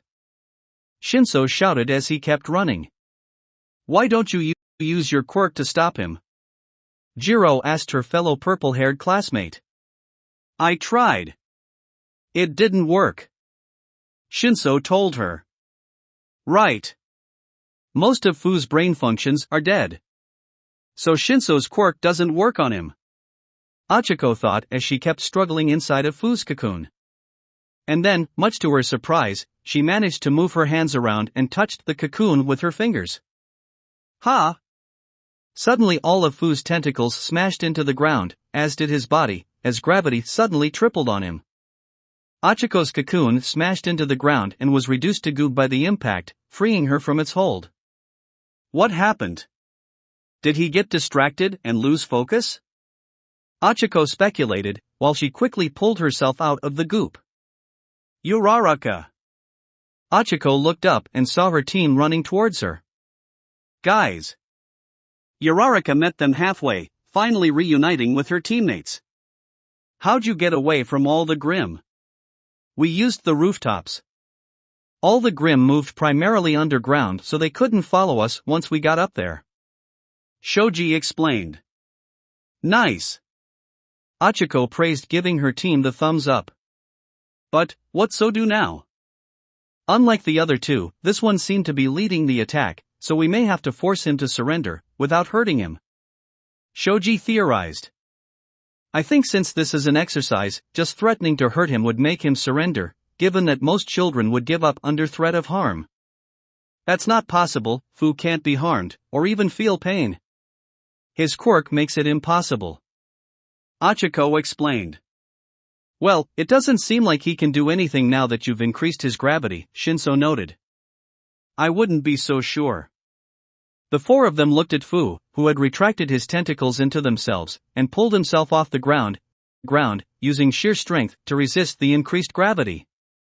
He's a lot stronger than he looks. Achiko told them, as they got ready to defend themselves. And faster, so be careful dash. Before she could finish what she was saying, Fu lunged at Jiro, tackling her to the ground. Ah! Why are you going after me? Jiro tried to pull Fu off her, but this was to no avail, as the increased gravity made Fu heavier and harder to pull off. Fu raised his fist to punch Jiro in the face, and that's when Jiro raised her earlobes in defense. Rah-ha! Kyosei roared out in panic, and Fu jumped off of Jiro as quickly as he could and continued to back away from her. Ha! Jiro paused in confusion. What just happened? Shinso asked in equal befuddlement. He seemed frightened of Jiro's earlobes. Shoji pointed out. Come to think of it, when he sent the Grim after us, he focused on Jiro. But if he can't be harmed, so what's he afraid of? Shinso turned to Achiko for answers. I don't know. Izuku never mentioned a weakness to sound, unless Fu isn't weak to sound, but Kyosei is. Achiko realized. Fu lunged at Achiko, but the girl jumped back to dodge it. Can you guys pin him? Jiro asked her teammates. Uraraka, can't you increase his gravity more? It's tied to how much strength I'm using. And I'm already at my limit. Achiko explained as Fu kept jumping and swiping at her. Shoji charged at Fu, tackling the boy and then wrapping him up in his arms as they rolled on the ground. In response, spikes grew from Fu's body and stabbed into Shoji. Ack! Shoji cried out in pain as he released his grip on the boy. Shinso threw out his capture tool at Fu, but the boy just ducked out of the way. He's still too fast. Shinso said. If I could wrap him up, then we might be able to win. Achiko looked at Shinso's capture tool and then at Fu, and she got an idea. With enhanced speed, Uraraka charged forward and two of the ends of Shinso's capture tool. She ran at Fu, and Fu lunged at her. Achiko jumped over Fu and wrapped his body up in the tool. Fu tried to use his strength to get it off of him but found that his bindings were surprisingly durable. Achiko ran around Fu, continuing to wrap him up in the capture tool until the boy was completely restrained. Ugh! Rah! Fu tried to use Kyosei's shapeshifting to make a tentacle or something to help him escape, but the moment the tentacle got more than a foot away from his body, it splattered against the ground due to the increased gravity. Jiro quickly ran over and pointed one of her speakers at Fu's face. Give up, or so help me, I will blast you. Fu stopped moving for a while, and after a few seconds, Kyosei retreated back inside of him. We surrender. Chapter 37, Queen of Eternal Darkness. So, I think I know where the kid is. Kirishima commented. Nizu had actually had Team D wait a bit, so they could change the fake city a bit. Firstly, they had shifted it into night mode, covering the city in a dome that gave off some fake moonlight. The only other light sources were the street lights that were littered about the city. However, the most notable change was the enormous castle that took the place of a few buildings. It looked to be made mostly of cement, meaning that Cementos was most likely used to make it so quickly. Still, it didn't make it very hard to figure out where the kid they were supposed to find was. Right, they are most likely inside the castle, Tokoyami said. Although given how our other classmates' trials have been, I have little doubt that it's a trap. I'll go ahead. Any surprise attacks I'll have to go through me. Kirishima hardened his arms and brought his fist together. No arguments there. Toru gave him a thumbs up, not that anyone could see it, as she was without her gloves. With that decided, Kirishima went out in front, with Tokoyami and Toru following behind and Ojiro guarding the rear. Back in the observation room. So a castle, Cyril remarked, a little taken aback that they made a whole freaking castle just for this kid. Yeah, she's a bit overdramatic. Izuku sighed, although there was a hint of a smile on his face. Oh. Is it Keba? Is it finally time for Keba? Mina asked very eagerly. Representing more than half of my readers. Well, yeah, it's her. Izuku sheepishly admitted. Unlike the others, she was very involved in the process of making this exercise. Of course, we had to refuse a lot of her requests because a lot of them were unrealistic. But the exercise still has a lot of Keba to it. Yeah. Mina cheered. They're not meeting much resistance. Todoroki pointed out as he watched his 4 classmates travel towards the castle. I expected more of those grim monsters. Maybe they'll be there when they try and enter the castle? Sato theorized. No. Izuku shook his head. Keba has something different planned.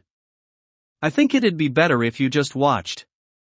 A few minutes later, with Team D. As Team D reached the entrance of the castle, they found Keba waiting for them. Standing up on a balcony over the gate. Keba was wearing a very elegant black dress, with long black gloves and black dress shoes. As well as a golden crown with large red rubies.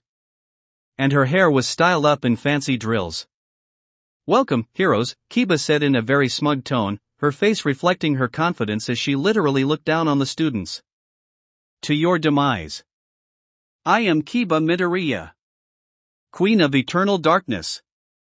The rightful ruler of all that lives and breathes.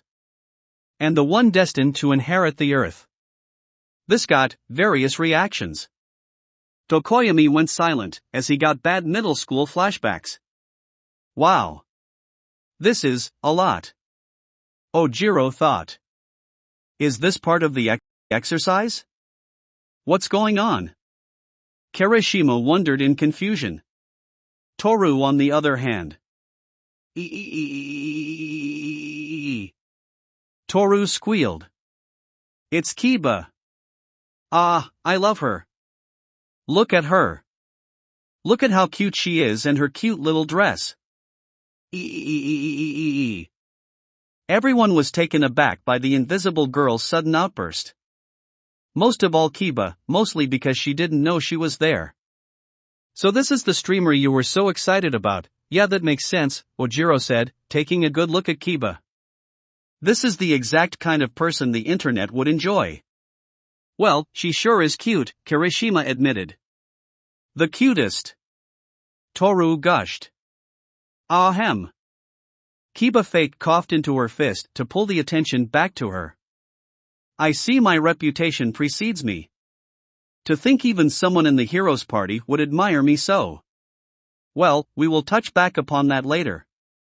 For now, I must test you to see if you are worth my time. Now. Come. Nuklavi. What?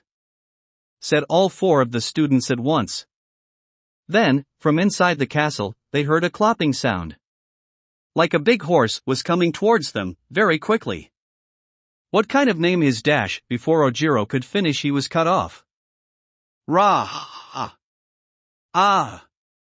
A blood-curdling, ear-piercing scream ripped through the air, forcing the students to clutch their heads in, coving their ear hoping to stop the noise from reaching them. Through the gates exited another huge grim. This one being far more horrifying than anything else they'd seen up until this point. Its bottom half was a huge grim horse that looked rather normal for a grim, with the exception of its ribcage poking out of its chest, and its red eye glowing slightly brighter and more menacingly than the other grim. The particularly horrifying part was the rider, which was physically attached to the house by its torso. Its body was skinny, with its ribcage poking out in the same way as the horse, and jagged spiny bones came out of its spine.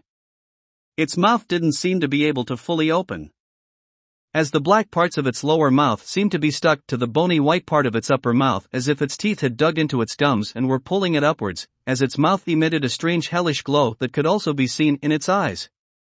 To make it even more demon-like was its mask featuring two long horns at the top of his head, and its long disproportionate, skinny arms, which went all the way down to the ground, and at the end of them, instead of hands were two things that were somewhere between claws and fingers. In summary, it looked like the horseman of death had come and was physically attached to the horse. The four students stood absolutely still, paralyzed in shock and horror. Back in the observation room. What the actual fuck? Kaminari blurted out. L language. Ida managed to pull himself together quick enough to scold his classmate, but his eyes were still glued to the screen. Hey Midori, have you ever considered getting these kids to a therapist? Mina asked Izuku, trying to look away from the screen as much as possible. Constantly, Izuku admitted. I'm honestly kinda ashamed of myself for not having them all on regular appointments. It's just hard to find people you trust with your kids. Don't you have other employees you trust with your kids? Todoroki asked. WLYUC. Izuku was sweating a bit, looking away from the class as his face turned red. Momo's eyes went wide.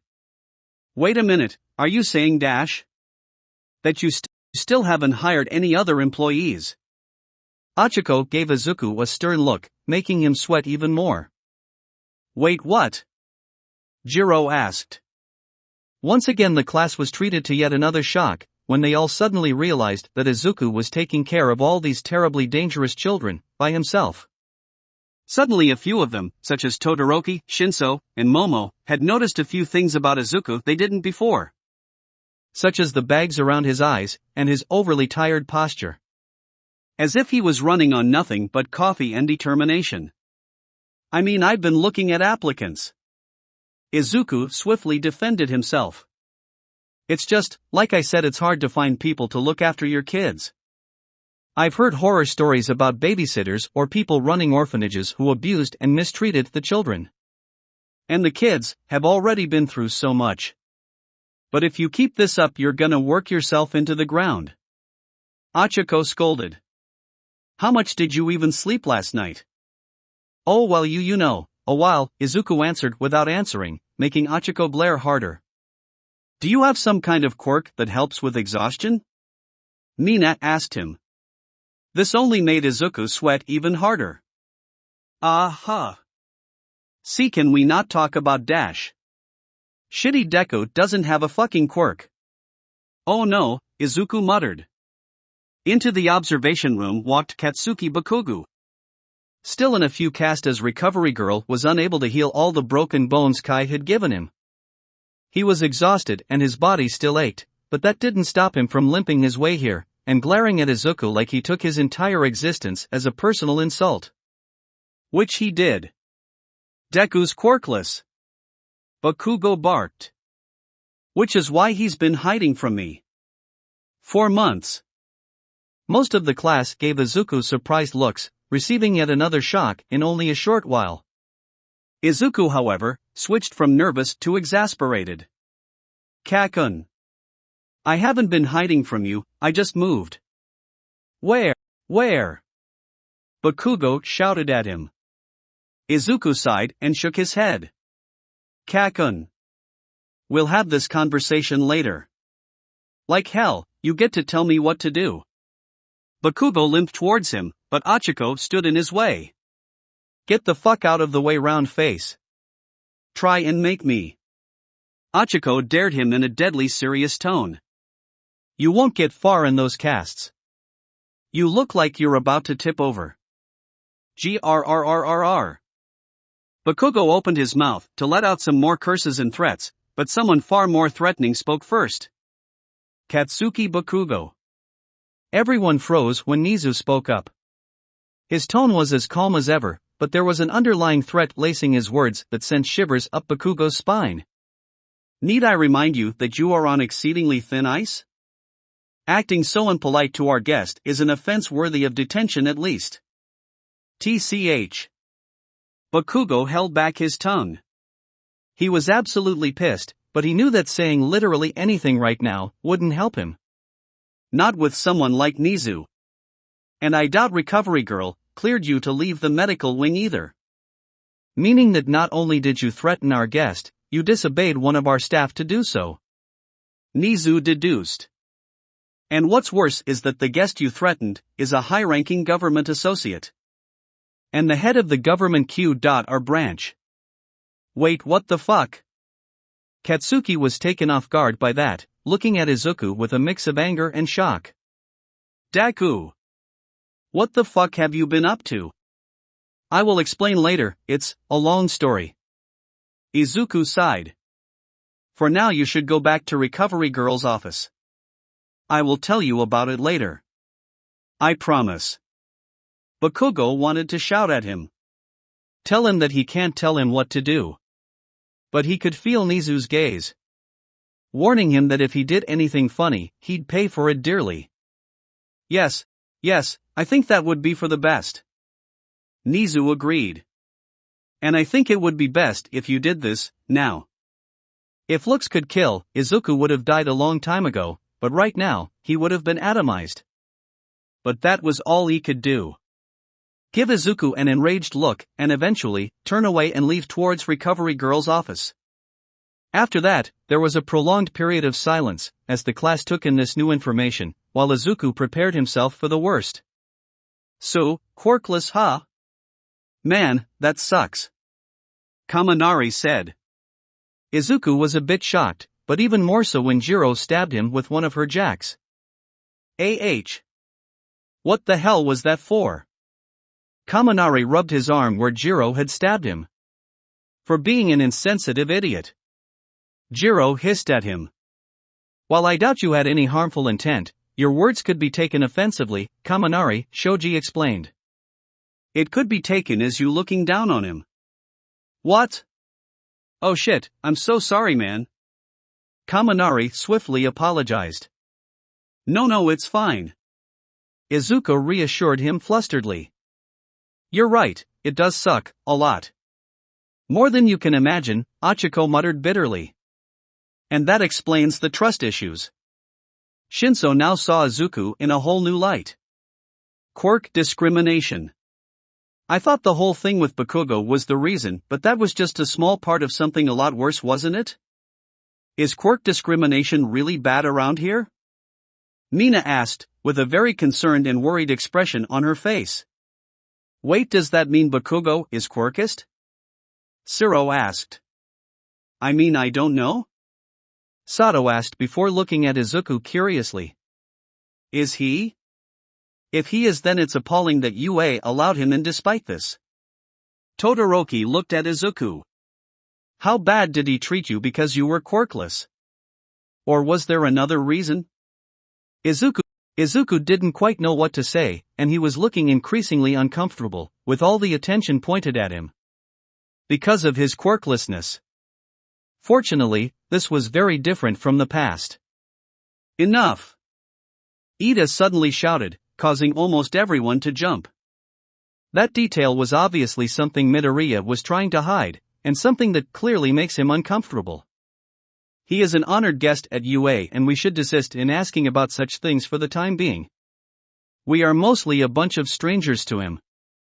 I really don't know why you think he'd want to open up to us. Ajui reminded everyone. Yeah, guys, come on, give him some space. Achiko said, getting between Izuku and everyone else. Thank you. Izuku's face turned red. Embarrassed at needing to hide behind his friends from something that ultimately, in his opinion, he should have been able to handle. Right. I guess the last thing I'd want to do is talk about my discrimination issues with a bunch of people I met less than 2 hours ago. Shinso chided himself. The purple-haired teen now had a keen interest in whatever the hell Izuku's story was. Partially out of curiosity, and partially because he wanted to know how much he should hate Bakugo. Putting Midoriya's condition? Is it okay to call it that?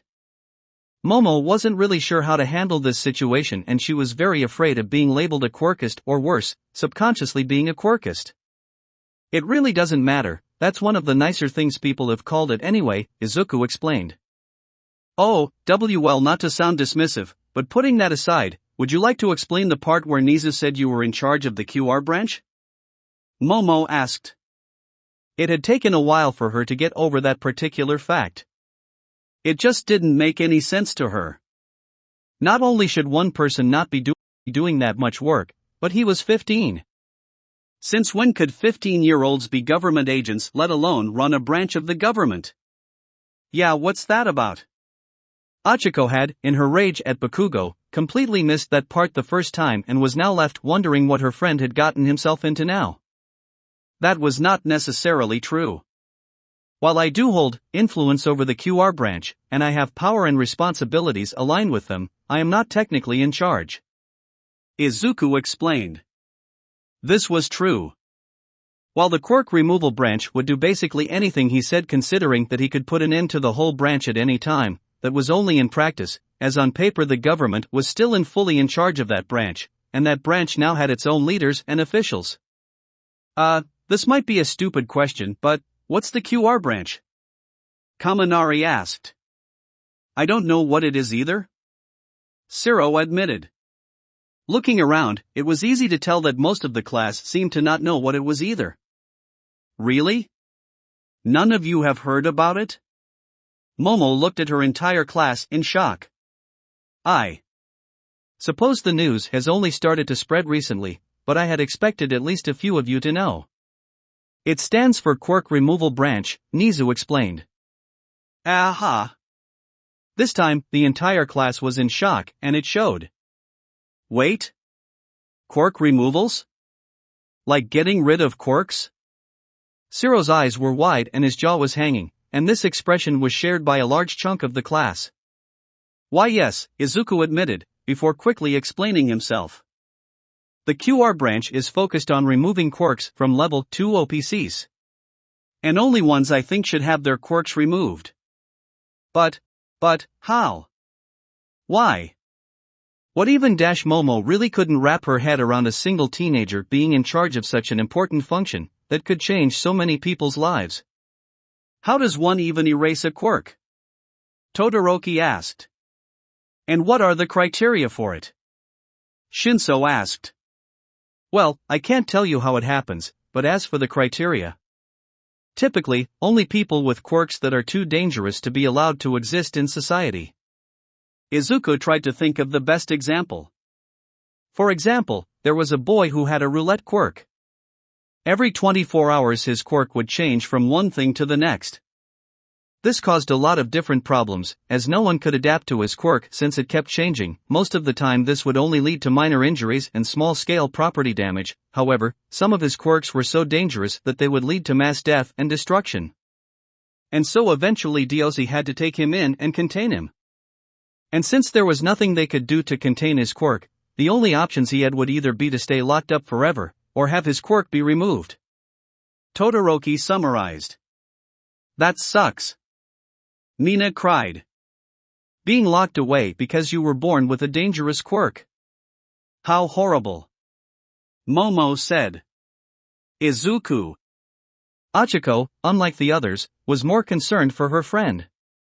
After all, she knew having to decide the fates of people's lives must weigh heavily on him.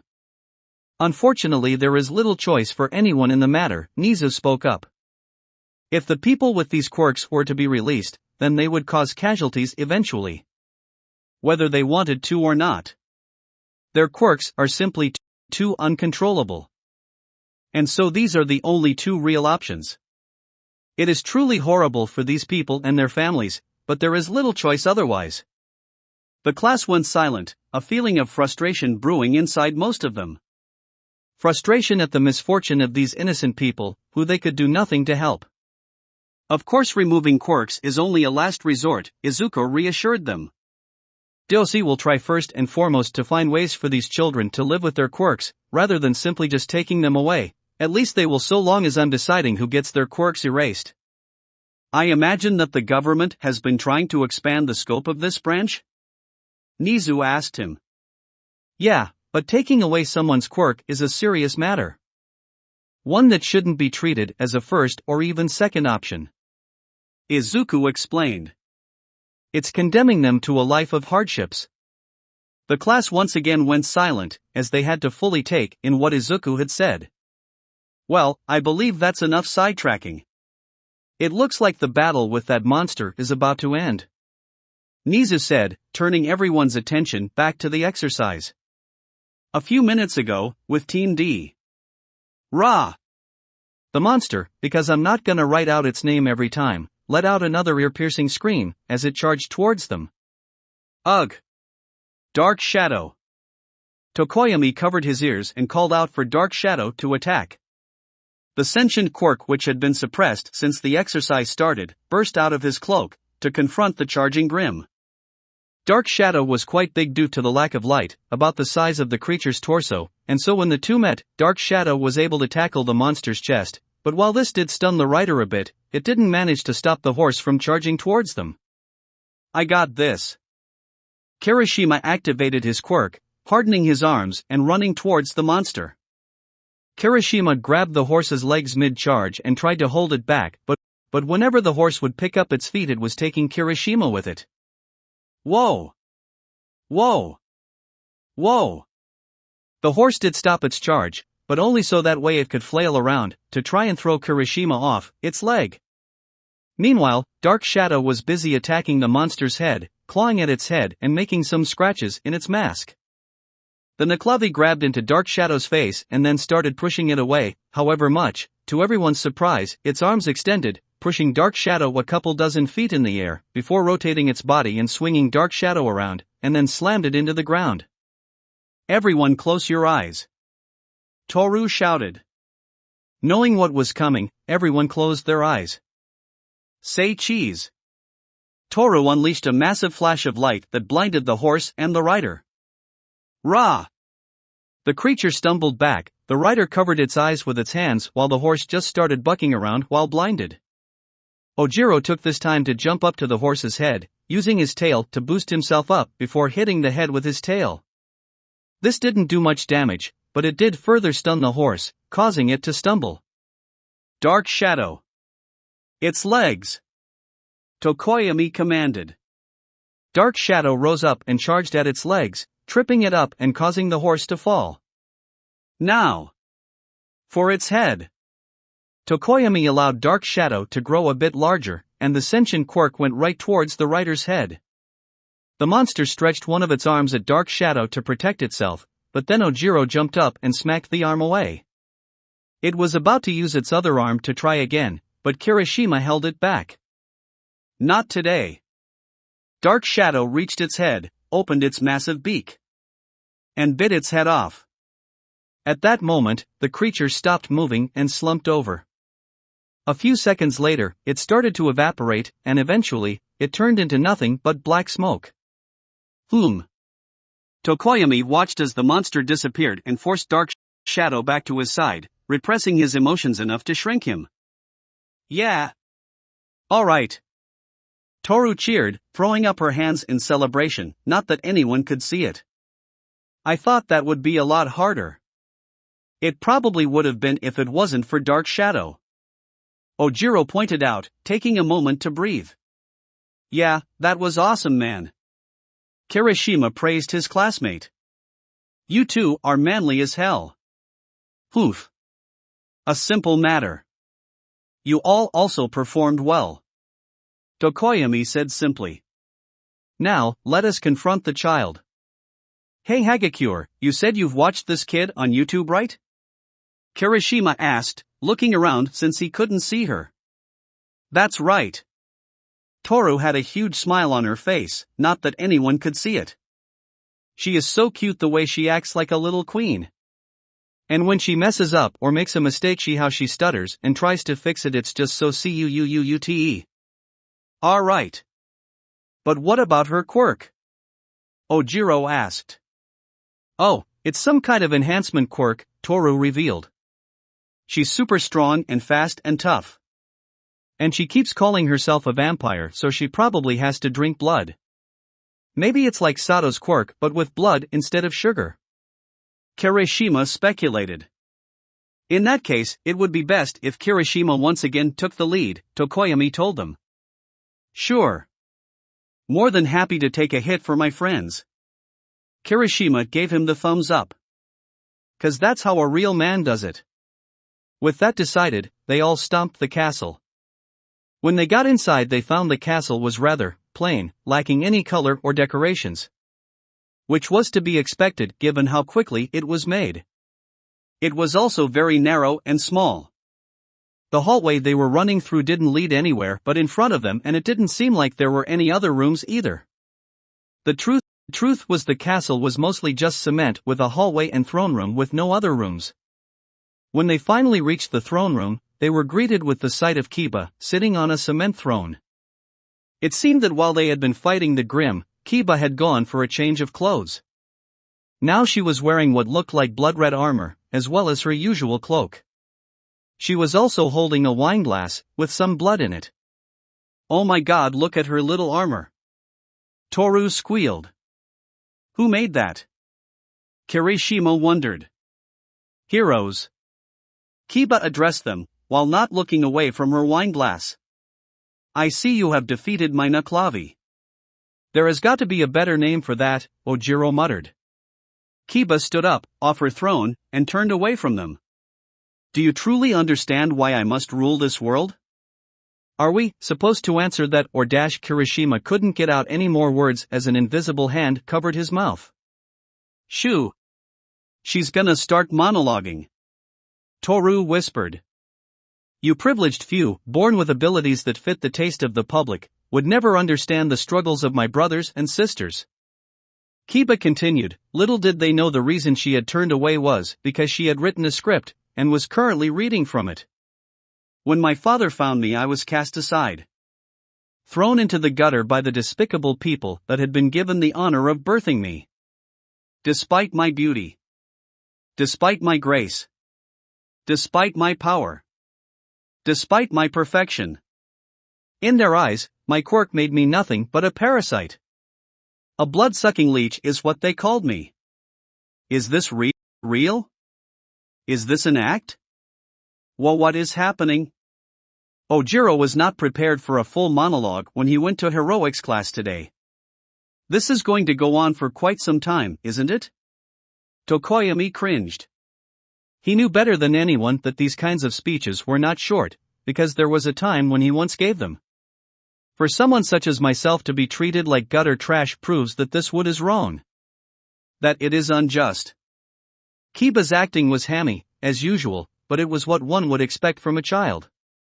And her exaggerated hand motions made it all the more entertaining. And so I who am perfect.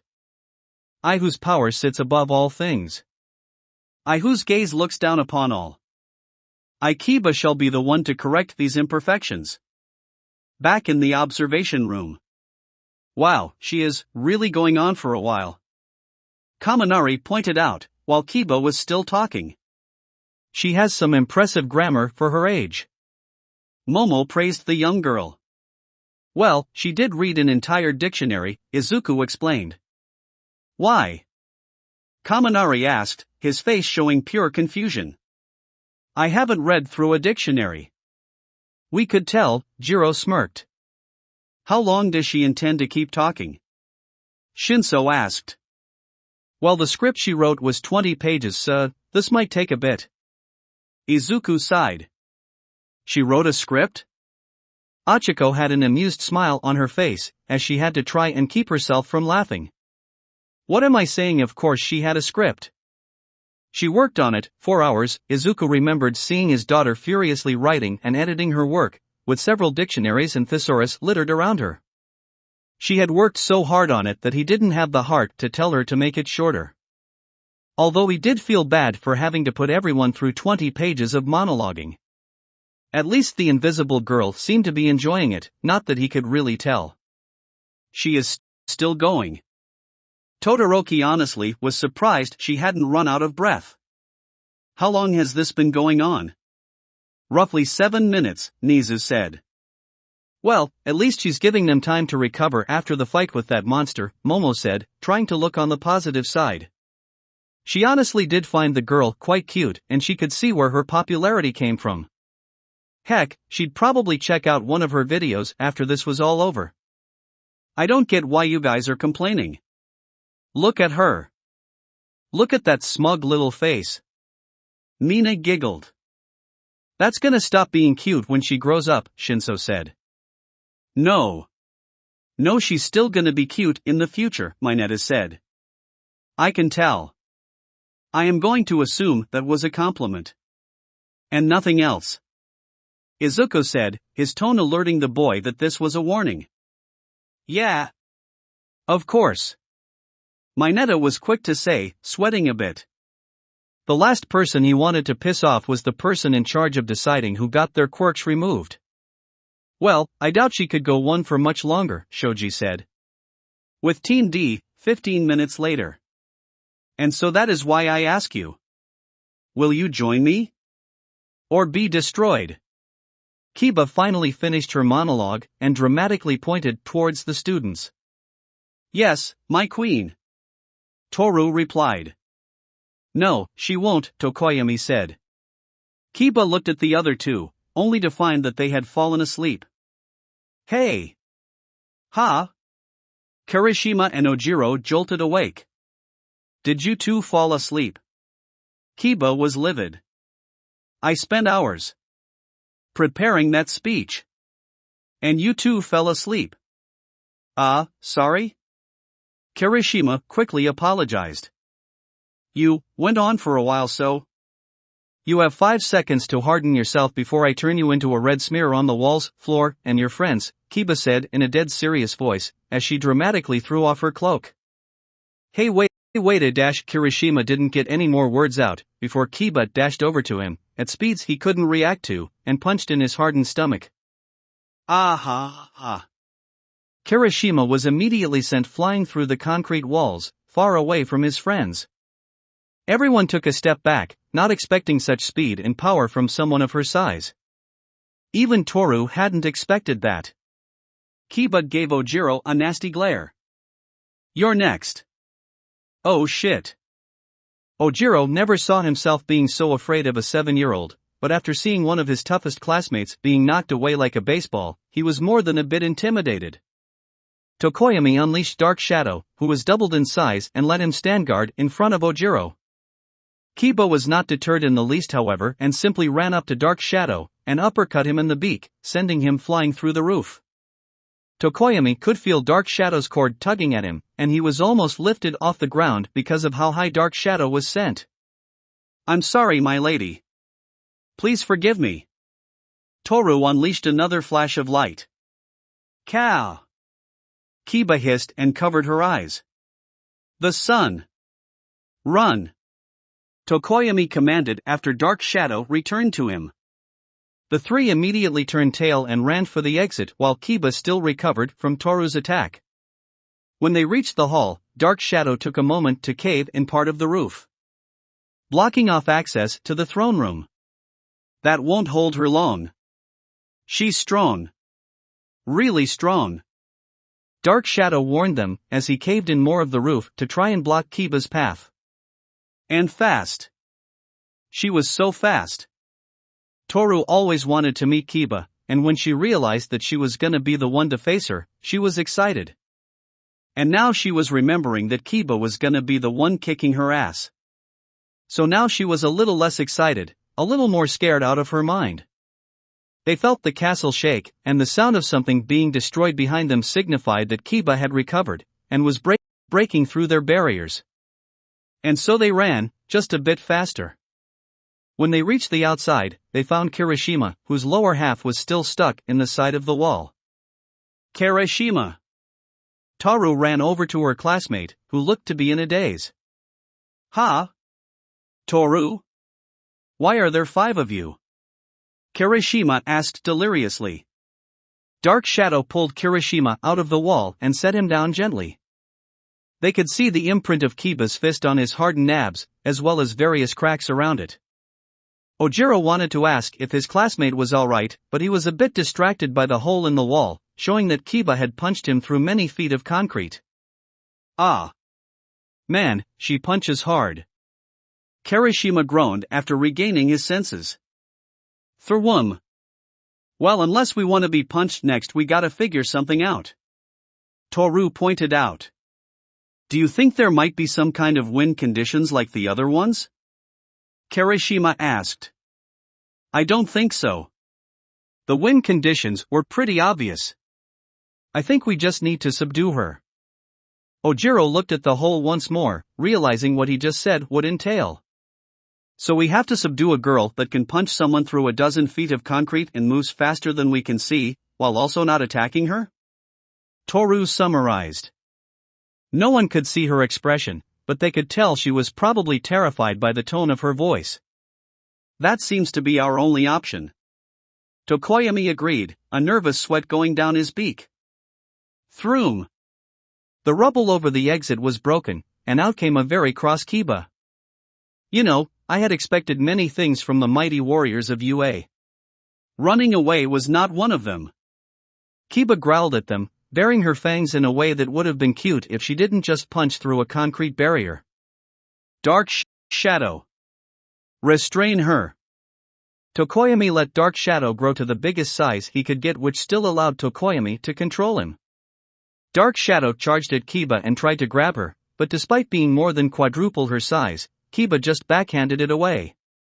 However, Dark Shadow only was knocked a few feet away and quickly shook off the blow before charging at her again. TCH. Persistent little shadow. Keba dashed towards Dark Shadow and proceeded to dropkick the blackbird. Be gone. This time Dark Shadow got sent significantly further, being sent over a dozen feet away before digging his claws into the ground to stop himself. However, with Dark Shadow so far away, Keba had a free shot at the students. Perhaps if the shadow will not yield, then I should destroy the one who casts it. Keba glared at Tokoyami, with murderous intent. You'll have to get through me first. Kirishima stood in front of Tokoyami and activated his quirk, hardening his chest and arms. Keba immediately ran over to him, grabbed his leg with both hands, before picking him up and swinging him like a mace, batting Tokoyami away. Hey! Wait a minute. Kirishima struggled, but Keba had a death grip on his leg, and he couldn't do much without accidentally hitting Keba, not that it would have helped if he could. Dark Shadow came back and tried to get Kirishima away from her, but she just hit him with Kirishima too, landing repeated hits with her hardening weapon, keeping the shadow at bay. Grr! Harden your head. Keba ordered her hostage weapon. Kirishima didn't have time to ask questions, as Keba suddenly jumped up, and when she came back down he saw what she was going to do, and had no choice but to oblige. Keba slammed Kirishima's face down on Dark Shadow's head as hard as she could. Dark Shadow was smashed into the ground, its head getting stuck for a moment. Wahee. Kirishima was seeing stars, and he now finally understood what it was like to be Kaminari after using his quirk. Toru. We could use another flash. Ojiro shouted out to his invisible teammate. KK. Sega. Before Toru could attack, Keba threw Kirishima at her, hitting her in the torso and causing both her and Kirishima to go flying away through a nearby tree and out of sight. I will not allow her vile light to shine once more. Keba shouted. Meanwhile, Dark Shadow pulled itself out of the ground and came at Keba from behind, finally grabbing her with both arms and holding her in the air. Cursed shadow! You will fade into the darkness. Keba shouted as she struggled to try and get out of Dark Shadow's embrace. Dark Shadow was having a hard time keeping hold of her, as she was still stronger than him. he needed more power. And then he had an idea. You know, you remind me a lot of Fumikage when he was little. Dark Shadow told her. Dark Shadow. Cease. Tokoyami ordered, a small blush of embarrassment adorning his face. He used to wear a cape and some gold plastic armor. Dark Shadow continued. Dark Shadow. Tokoyami could feel his embarrassment grow. And he called himself the Black Guardian of the Shadow Plains. Dark Shadow was cracking up as he recalled those memories. Ojiro gave his now thoroughly embarrassed classmate a look. Black Guardian of the Shadow Plains, I think just the Black Guardian would have worked. Enough! Tokoyami shouted in pure outrage. Dark Shadow could feel it. The pain, the embarrassment. The sheer feeling of regret. All that combined with the stress of the exercise, and Tokoyami's already loosening control of him, made Dark Shadow get bigger and bigger. And then his eyes turned red. Oh no! Tokoyami realized too late what had happened, and all he could do was look on in horror as his quirk went out of control. Roar! Dark Shadow now towered over everyone, with Keba still in his hands. He raised his arms up and slammed Keba into the ground. The ground cracked from the impact, and Keba was left flat on her back, staring up at the monster that loomed over her. No! Ojiro and Tokoyami shouted, thinking they had failed the exercise. Keba pulled herself up, rubbing the dust off her armor. Then she dashed away to avoid a slam from the enraged Dark Shadow. Keba looked up at the pure black monster in front of her and smirked. Finally, a worthy opponent. Our battle will be legendary. Ra! Dark Shadow unleashed another attack, bringing his claw down on Keba. In response, when the fist was in range, Keba unleashed her own attack, punching the claw. When the two attacks collided, it sent waves of wind washing over the surrounding area, which made Ojiro and Tokoyami cover their eyes as the sheer force of it almost knocked them over. Dark Shadow and Keba struggled in a test of strength. However, Keba was surprised to find that she was actually being pushed back. She dug her feet into the pavement, however, this did very little to help as she was still getting pushed. Gah! Keba grit her teeth as she felt the sheer power of Dark Shadow coming down on her arm. The pain coursing through her body grew greater, as she grew weaker and weaker. The more she used her strength, the more she used it up. Am I being overpowered? No. I just need more blood. Keba jumped back, away from Dark Shadow, and quickly set her sights on Ojiro. He'll do. Keba lunged at Ojiro, with her teeth bared, and tackled the tailed student to the ground. Ojiro could do nothing but look on in terror, as Keba's fangs came closer to his neck. And then a flash of light washed over everyone. Ka! Keba hissed as she covered her eyes. Not again. Ra! Dark Shadow also covered itself, moving away from the light. And losing a few centimeters of size. While Keba was stunned, Kirishima ran up and grabbed her with his hardened arm and chest. Are you guys okay? Toru ran up to Ojiro and helped him off the ground. Yeah. But, we hit her. Ojiro pointed out. But it doesn't seem like the exercise has ended, Tokoyami noted. Perhaps the order not to harm her was yet another logical ruse. Congratulations, you figured it out.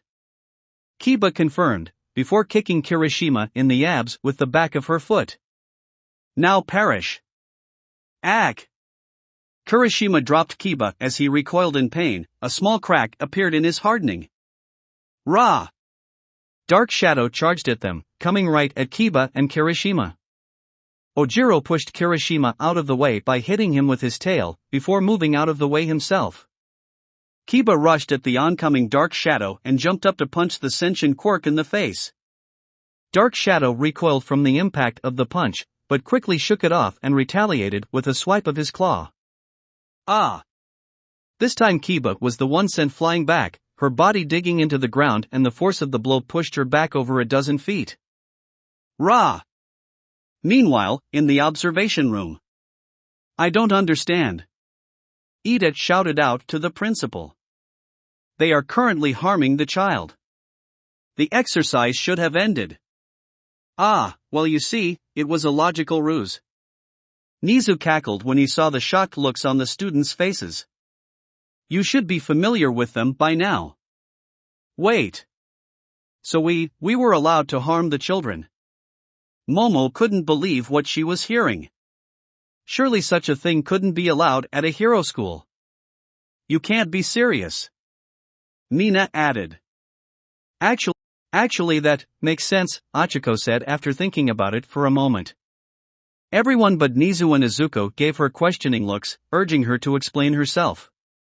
These kids aren't fragile. It's not like we could do serious damage to them by accident with our quirks. Even Bakugo couldn't do serious damage to Kai by accident. I know.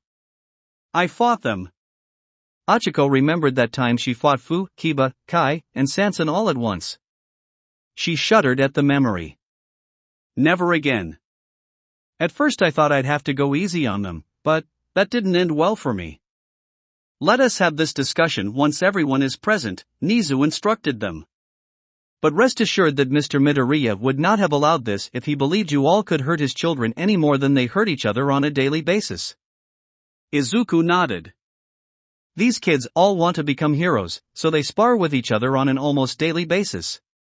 There are some times when I have to step in to keep them from doing serious damage to each other. I know what they're capable of, and I believe they can handle this, and if not, they can always surrender. On the screen, they watched as Dark Shadow beat Keba, as the vampire girl tried in vain to fight back. After a few minutes, it was clear to see that the fight was over. I think it's time we brought this to a close, Natsu said, looking over his control panel. Back with Team D.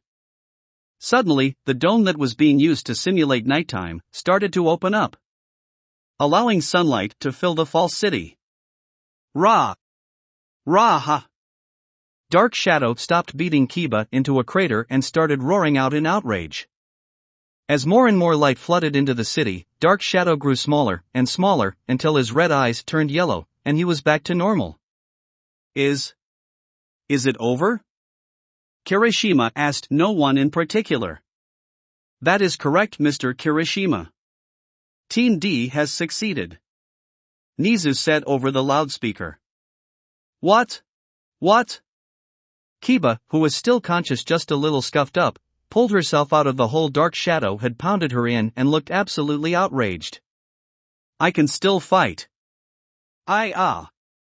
Keba had pulled herself to her feet too fast, and the stinging pain that coursed through her sent her right back down to her knees. Keba. That's enough. Izuku said over the loudspeaker, his voice firm and leaving no room for argument. Keba pouted but made no further protest. A few minutes later, in the observation room.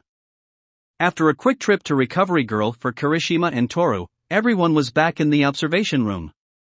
Now, as you have noticed, the rule in which you were not allowed to harm the children was a lie, Natsu explained with complete nonchalance while sipping his tea. You might be wondering why this is, and why, if this is the case, did I lie about it in the first place? Yes. I must admit I am very disappointed with the amount of deceit being done by our educators. Ida huffed. But there is a reason for that lie. An important one. However, first, let me explain why you are allowed to attack the children at all. Natsu said. Firstly, as you've all determined, these children are quite strong. That's a massive understatement. Thought pretty much everyone in the class. To be perfectly honest, harming these children is not something you could easily accomplish, and two of these children most of you have no way of harming at all. Natsu continued. It would take both a conscious effort on your parts and a lot of neglect on our parts for one of these children to get seriously injured. I don't believe even Mr. Bakugo would seriously injure a child, nor does he have the power to do so accidentally. Yeah, but is it really okay to hit kids?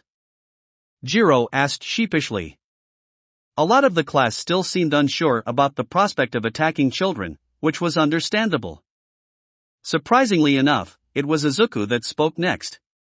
While I definitely don't condone attacking children in almost any situation, there are unfortunate situations where that is the best course of action, Izuku said with a heavy heart.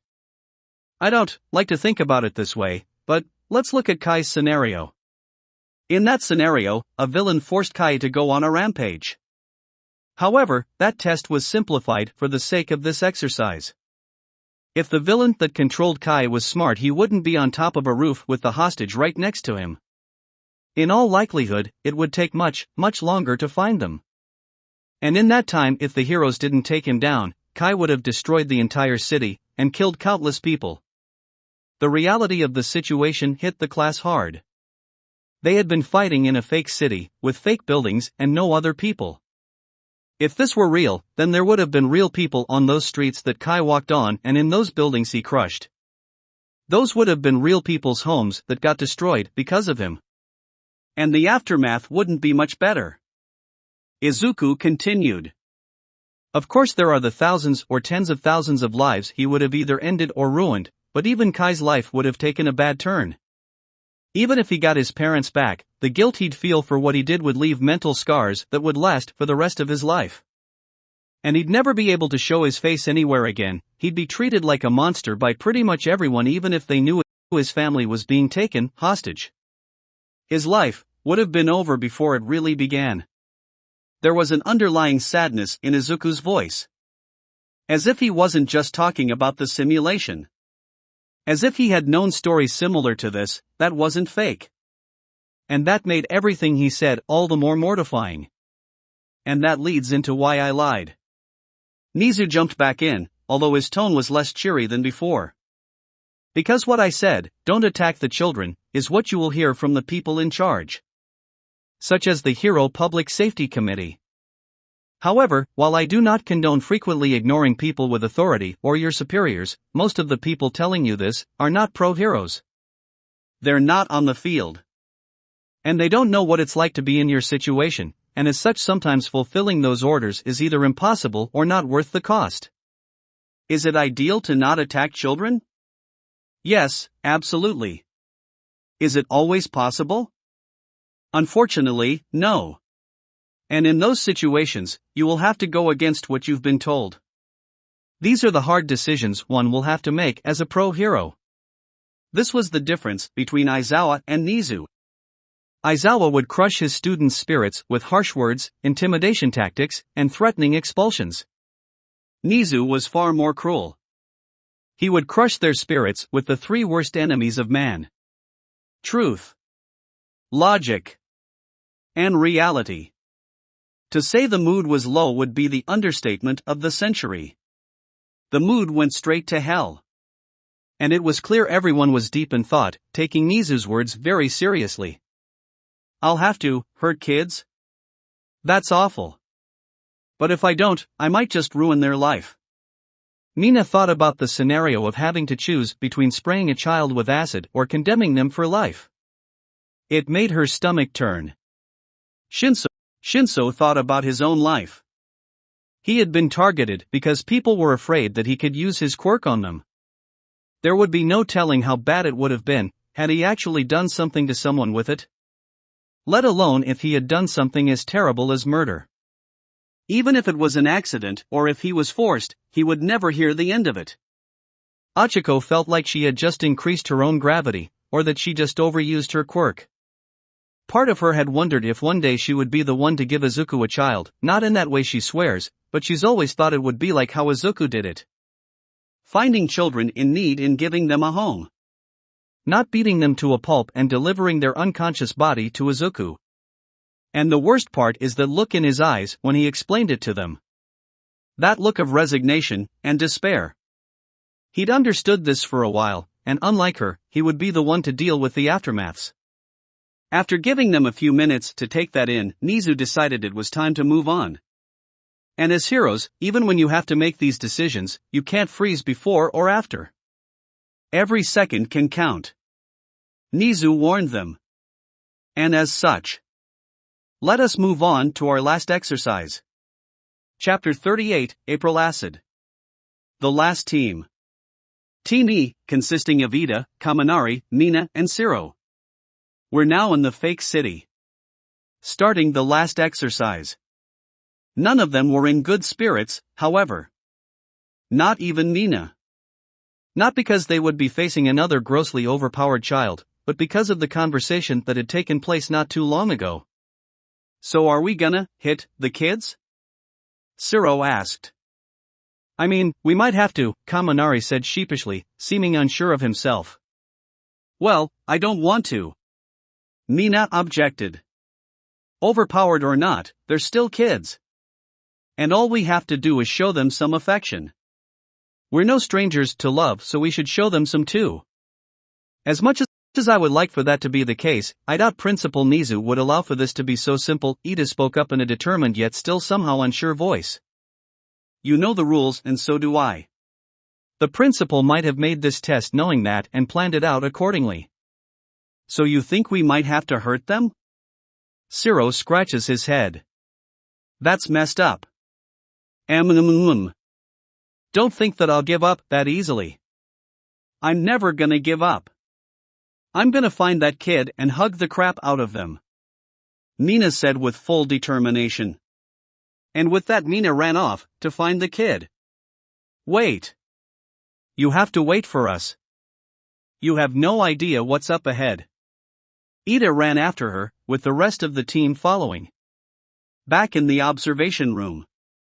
The mood was still somewhat downtrodden, however, it seems most of the class had moved on, hoping that if they paid attention to the last exercise it would lift the mood up a bit.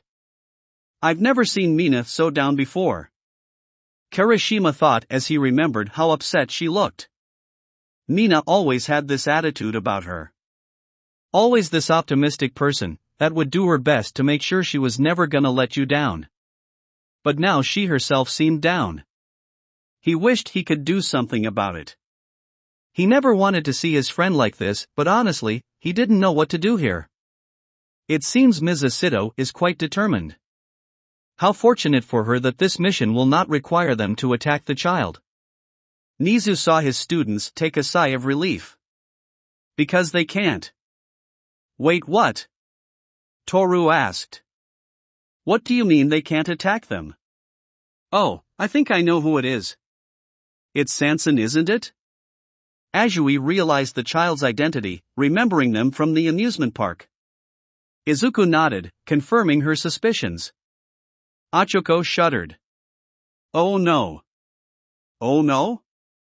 Momo repeated in confusion. Is this child somehow more dangerous than the ones we've seen before?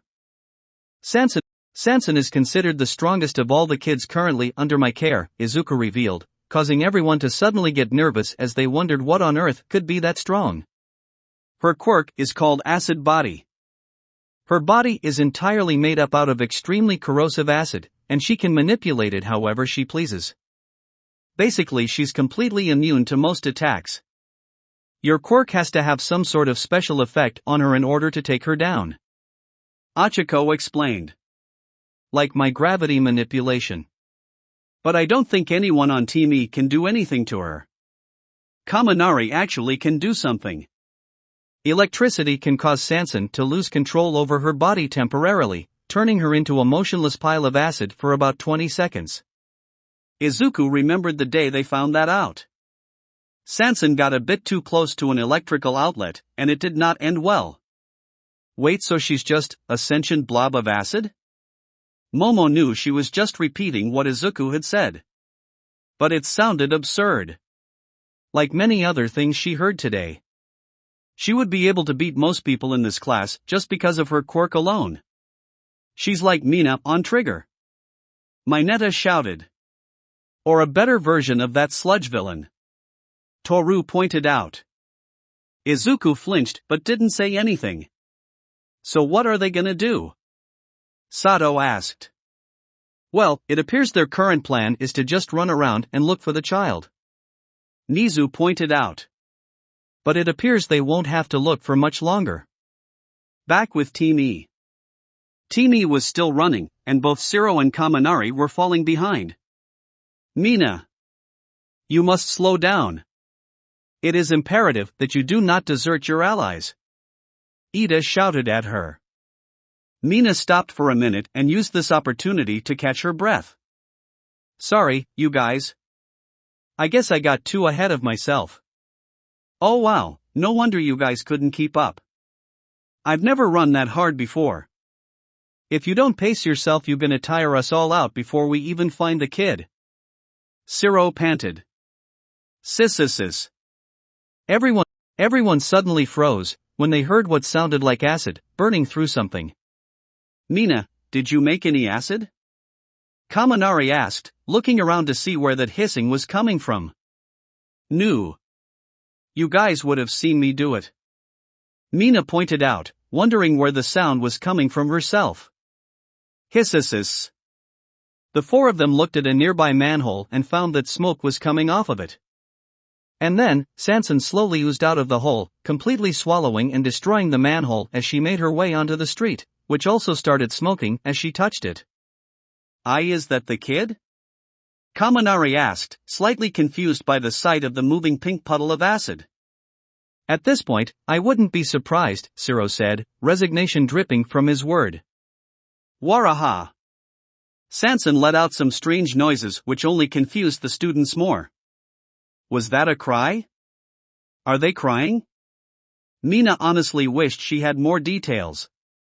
I've never heard a cry like that before, Zero muttered. Rare. Suddenly, in the distance, they saw two Grim, this time looking like huge gorillas, charging right at them. We're gonna have to fight those things, aren't we? Kaminari asked nervously. It appears so. Ida got into a stance, ready to fight. However, Sanson suddenly moved towards them and went right at Ida. Ha! Ida quickly reacted, using his quirk to help him dodge Sanson's lunge. Squared. Hug. Sanson said, reading the lines she had been giving earlier. Oh. I get it. She wants a hug. Kaminari said, however, his eyes widened in fear when he saw Sanson coming to give him a hug. Hey wait a minute. Kaminari had to keep backing up as Sanson came closer and closer to him until eventually he just started running from the acid girl. Eventually, Sanson stopped chasing him and started going after Mina. Mina didn't quite know what to say, and just opened her arms up for a hug. Sanson didn't waste any time, and jumped on Mina, wrapping herself around the older acid girl and restraining her whole body. Hey! I like tight hugs, but I can't move. Mina's whole body was being constricted by the goo girl. It was a good thing she was acid-proof, unfortunately, it wouldn't hold out forever. Continuous exposure to acid would degrade her skin's resistance to it until she too would burn at Sanson's touch. The three guys couldn't do anything but watch, as Mina tried to struggle out of Sanson's grip to no effect. It's not like they could pull her off, she was made of acid. But they had other problems to worry about anyway, as the Gorilla Grimm were getting close. Mina. Please try and calm them down. We will deal with these Grimm. Ida told her. Hopefully it will assist in calming them. Oh okay. Mina said she had stopped struggling at this point, seeing as it wasn't helping her in the slightest. With that decided, Ida, Zero, and Kaminari looked towards the oncoming threats. Kaminari. You said your quirk causes you to fry your brain, correct? Ida asked his classmate. Yeah. Kinda only a one-use thing for now. Kaminari admitted. Then let me and Zero incapacitate these monsters. Ida strategized. Hey now wait a minute. Zero wasn't quite on board with fighting two giant hulking beasts with one less teammate after already being one teammate down. But he didn't have time to object as the gorillas were in range, and Ida ran at them. Aim for their feet, Zero. Ida ran at them as fast as he could while in first gear and charged right at one of the gorillas. One of the gorillas tried to pick Ida up, but the armored student ducked under the swipe and went between its legs. The two gorillas had their attention on Ida, so they didn't notice Zero shoot out his tape at the left one's legs, tying them together and causing it to fall to the ground. The other one looked at Zero, giving it an enraged roar. However, before it could move to attack, Ida came back and kicked it in the back of the head, causing it to face plant onto the ground. Now! Kaminari! Ida ordered. Right. Siro, give me a boost. Kaminari told his ally. Siro nodded and wrapped Kaminari's midsection in tape, before swinging him around and throwing him at the two Grim. Indiscriminate shock. Say goodbye. Kaminari unleashed a massive electric attack at both of the apes, electrocuting them both. Rah-ha! The two beasts screamed at the top of their lungs before they quickly died and their bodies turned into black smoke. Kaminari's face planted onto the ground, and Ida came running up to check on him. Kaminari, are you okay? Ida picked up Kaminari and turned him around, only to be met with dirt face. Oui, Kaminari responded. Meanwhile, Mina was still trying to talk Sanson into letting her go. Kid, look! The villains are gone. You can let go now. More, Sanson said. It was at that moment that the ground started to rumble.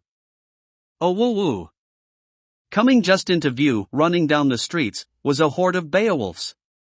About 70. All running at them. Oh. Shit. Siro looked at the oncoming horde with absolute fear shining in his eyes. Language. Ida shouted at his ally.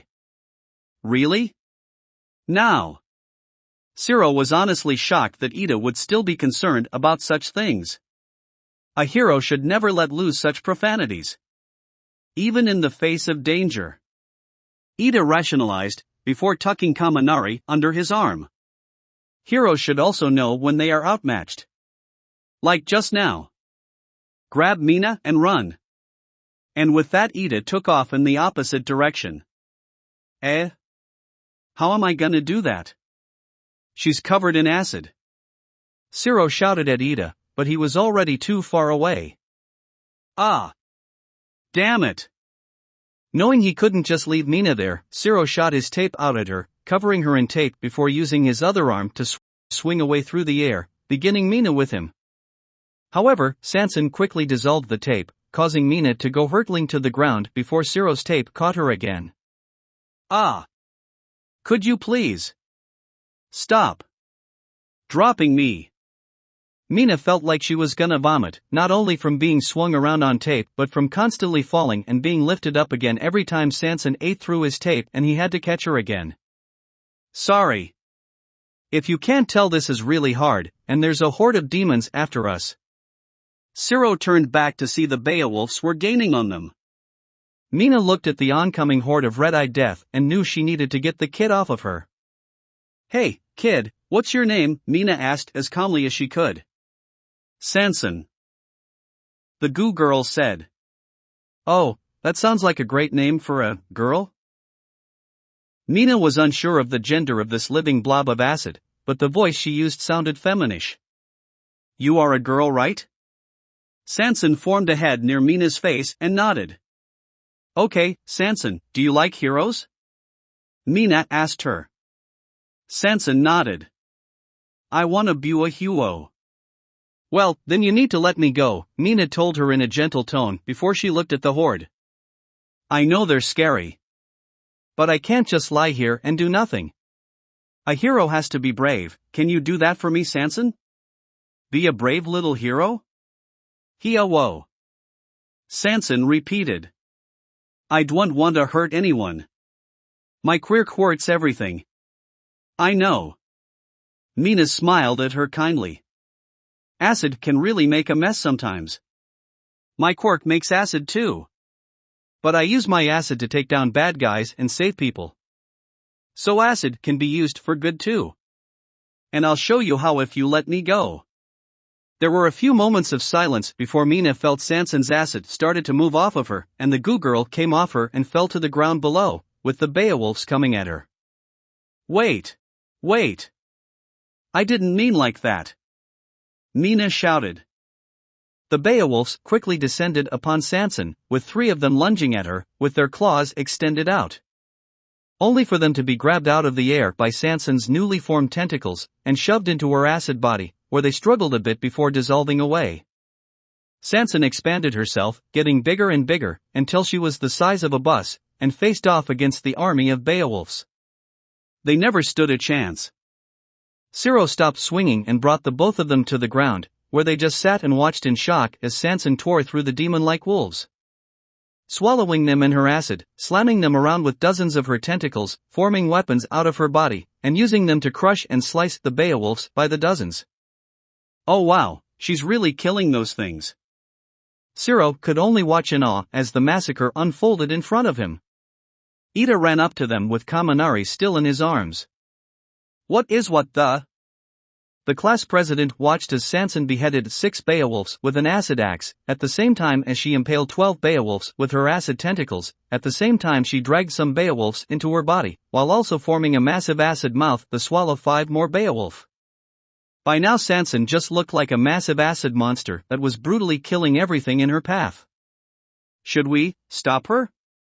This would be vigilantism, wouldn't it? Ida sounded more hesitant than he should have. Stop her? Dude, she's almost done. Zero informed him. I think all we could do is just watch the slaughter. Back in the observation room. You were not wrong. She is quite terrifying. Momo admitted with wide, frightened eyes as she and the class witnessed Sanson's slimy slaughter. Did you really fight her, Uraraka? Azui couldn't imagine trying to fight Sanson. To think this is the same kid that was turned into soup at that teacup ride. Yeah, it wasn't fun. Uraraka gave a nervous laugh. Even with my new quirk upgrade, I couldn't beat her if she was in full acid mode. This is the reason we decided that fighting Sanson should not be part of the exercise. Nizu sipped his tea. Of course I did not intend for this to happen either. Sanson is going off script. I apologize, Sanson must have not liked the fact that she was the only one to not have any action. She's very fond of fighting, you see, and not very fond of staying still. Izuku sighed. Although I can't really blame her. Well, it looks like that was the last of the Grim, Nizu commented. The exercise is over, so let's call them back. A few minutes later. After everyone was called back, Nizu spoke up. That exercise did not go as intended, but I think you understood the point of it. Sometimes children will look to you for comfort, sometimes in a physical way, such as attempting to hug you. This, however, may impede your ability to perform your job as a hero, or it will just kill you. There are unfortunate cases of children attempting to hug people, only for their quirks to end up killing the person they were attempting to hug. Izuku remembered Eri's story and felt a pang of sadness run through him. So while you may want to comfort a child in distress, it would be best to employ caution if you can, Nizu told them.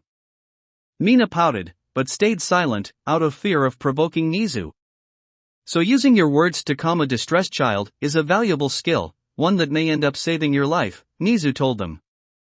Of course afterward the correct response would not be to let them take down the villain themselves, but given the swiftness in which she dispatched her foes, I will look the other way on that this once. And with that, congratulations. You have all passed. Very well done. These exercises were hard, however, the real-life situations will be so much harder. So keep your wits about you. Now, time for lunch. The bell rang, and the students were dismissed. Chapter 39, An Overdue Talk. Bakugo was seething. When he first woke up in the infirmary, he was confused. That kid, that 40-foot, 3-headed kid, had called himself a Midoriya. And said that Deku was his father. There were so many reasons that didn't make sense, it boggled his mind. The chief among those reasons being, who the actual hell would want to make kids with Deku? Of course, there was the possibility that Deku adopted a kid, but how and why would Deku do that? Why would Auntie Inko let him do that? In the end, he decided that just thinking about it wouldn't get him anywhere and that he needed to confront Izuku himself. But that ended up getting him nowhere too. Suddenly the terrified shaking loser that he used to be able to make piss himself with a flare, had the nerve to tell him to wait. Without even so much as a stutter. It only made his confusion about the situation even worse. It was like Deku had become a completely different person with a completely different life in the many months since he last saw him. And before he could get any answers, that rat principal sent him away.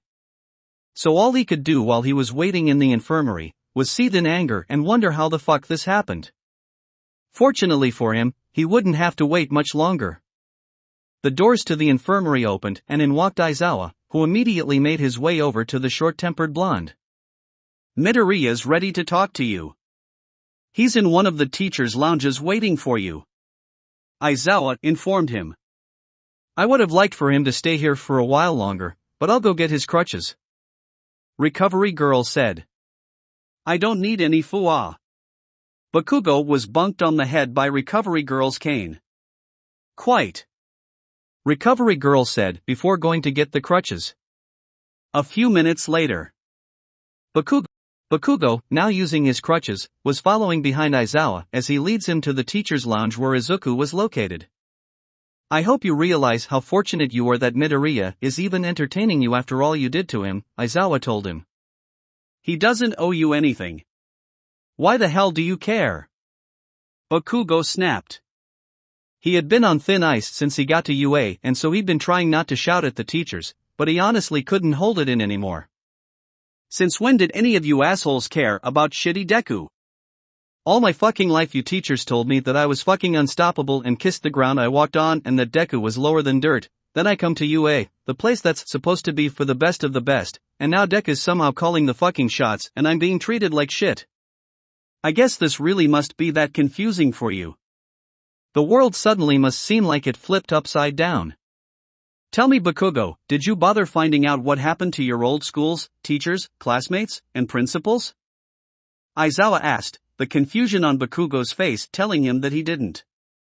The schools were shut down, and the staff were all given jail sentences ranging from 12 years on the lower end to 34 years on the higher end, and the classmates that were confirmed were giving varying punishments depending on the severity of their actions, with some things being put on their records that would make finding a good school a very difficult task.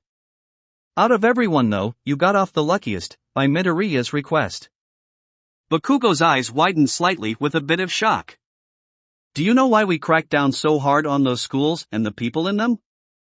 Aizawa asked.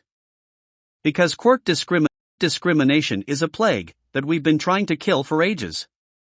It has no place in modern-day society, or any society for that matter. Schools and teachers that display these values are to be treated with no sympathy because they do this. Aizawa gestured to Bakugo, showing that Bakugo was the this he was referring to. Bakugo, by all means you are not at all the worst kind of person on the planet, not even close, Aizawa told him, once again shocking Bakugo. You don't sexually harass female students, you don't cheat on exams or tests, you assist your classmates during the exercises, and heck, even when you were assaulting Midoriya, as horrible as that was, you took care to never let the injuries you caused him to become debilitating or lethal, and with your quirk that would require so effort on your part. Of course I didn't want the fucking nerd dead, Bakugo said as if he was insulted by Aizawa's statement. You could have been a much more heroic person than you are now.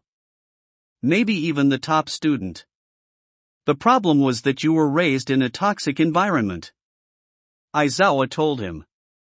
You lived in your own little world in which everyone told you were a king, and where quirkless people like Izuku were nothing and deserved to be discriminated against.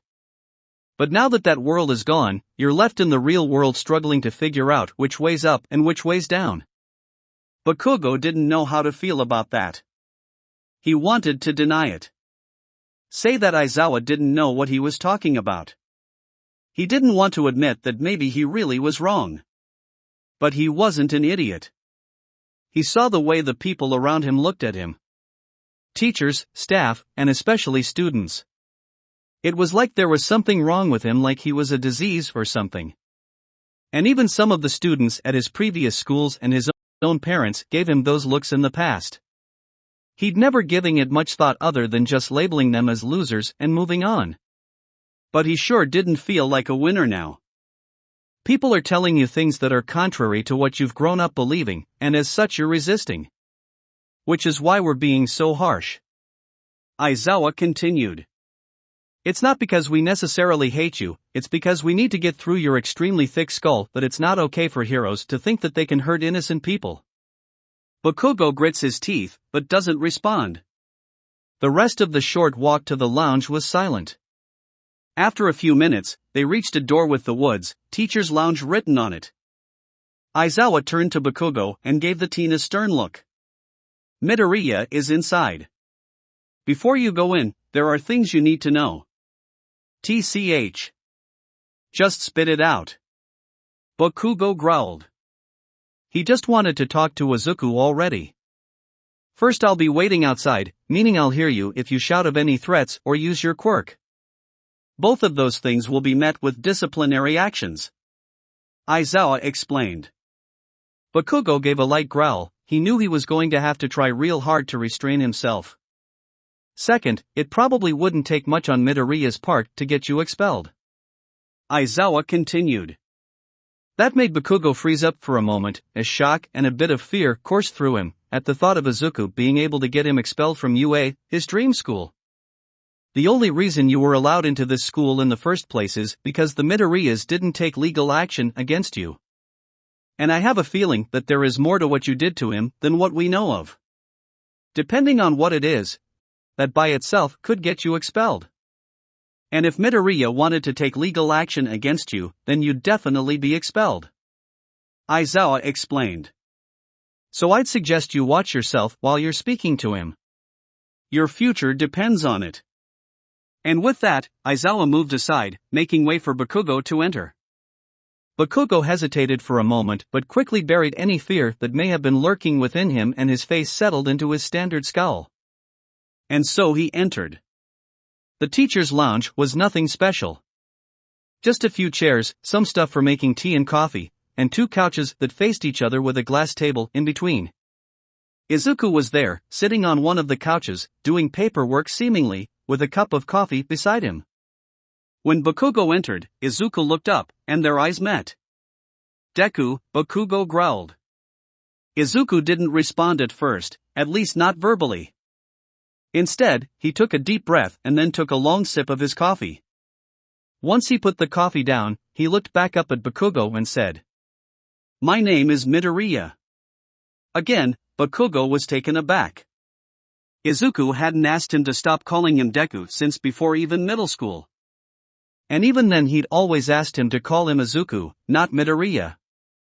If Bakugo didn't feel like he was talking to a completely different person before, he definitely thought that now. This wasn't the Izuku Midoriya he'd known, and he might actually have to watch his step. The shock Bakugo was feeling must have shown on his face because Izuku picked up on it and decided to explain himself. "It's really not good for either of us if I let you keep calling me useless," Izuku told him. "And as much as I hate to say it, I can't really call us friends right now. So to you, for now.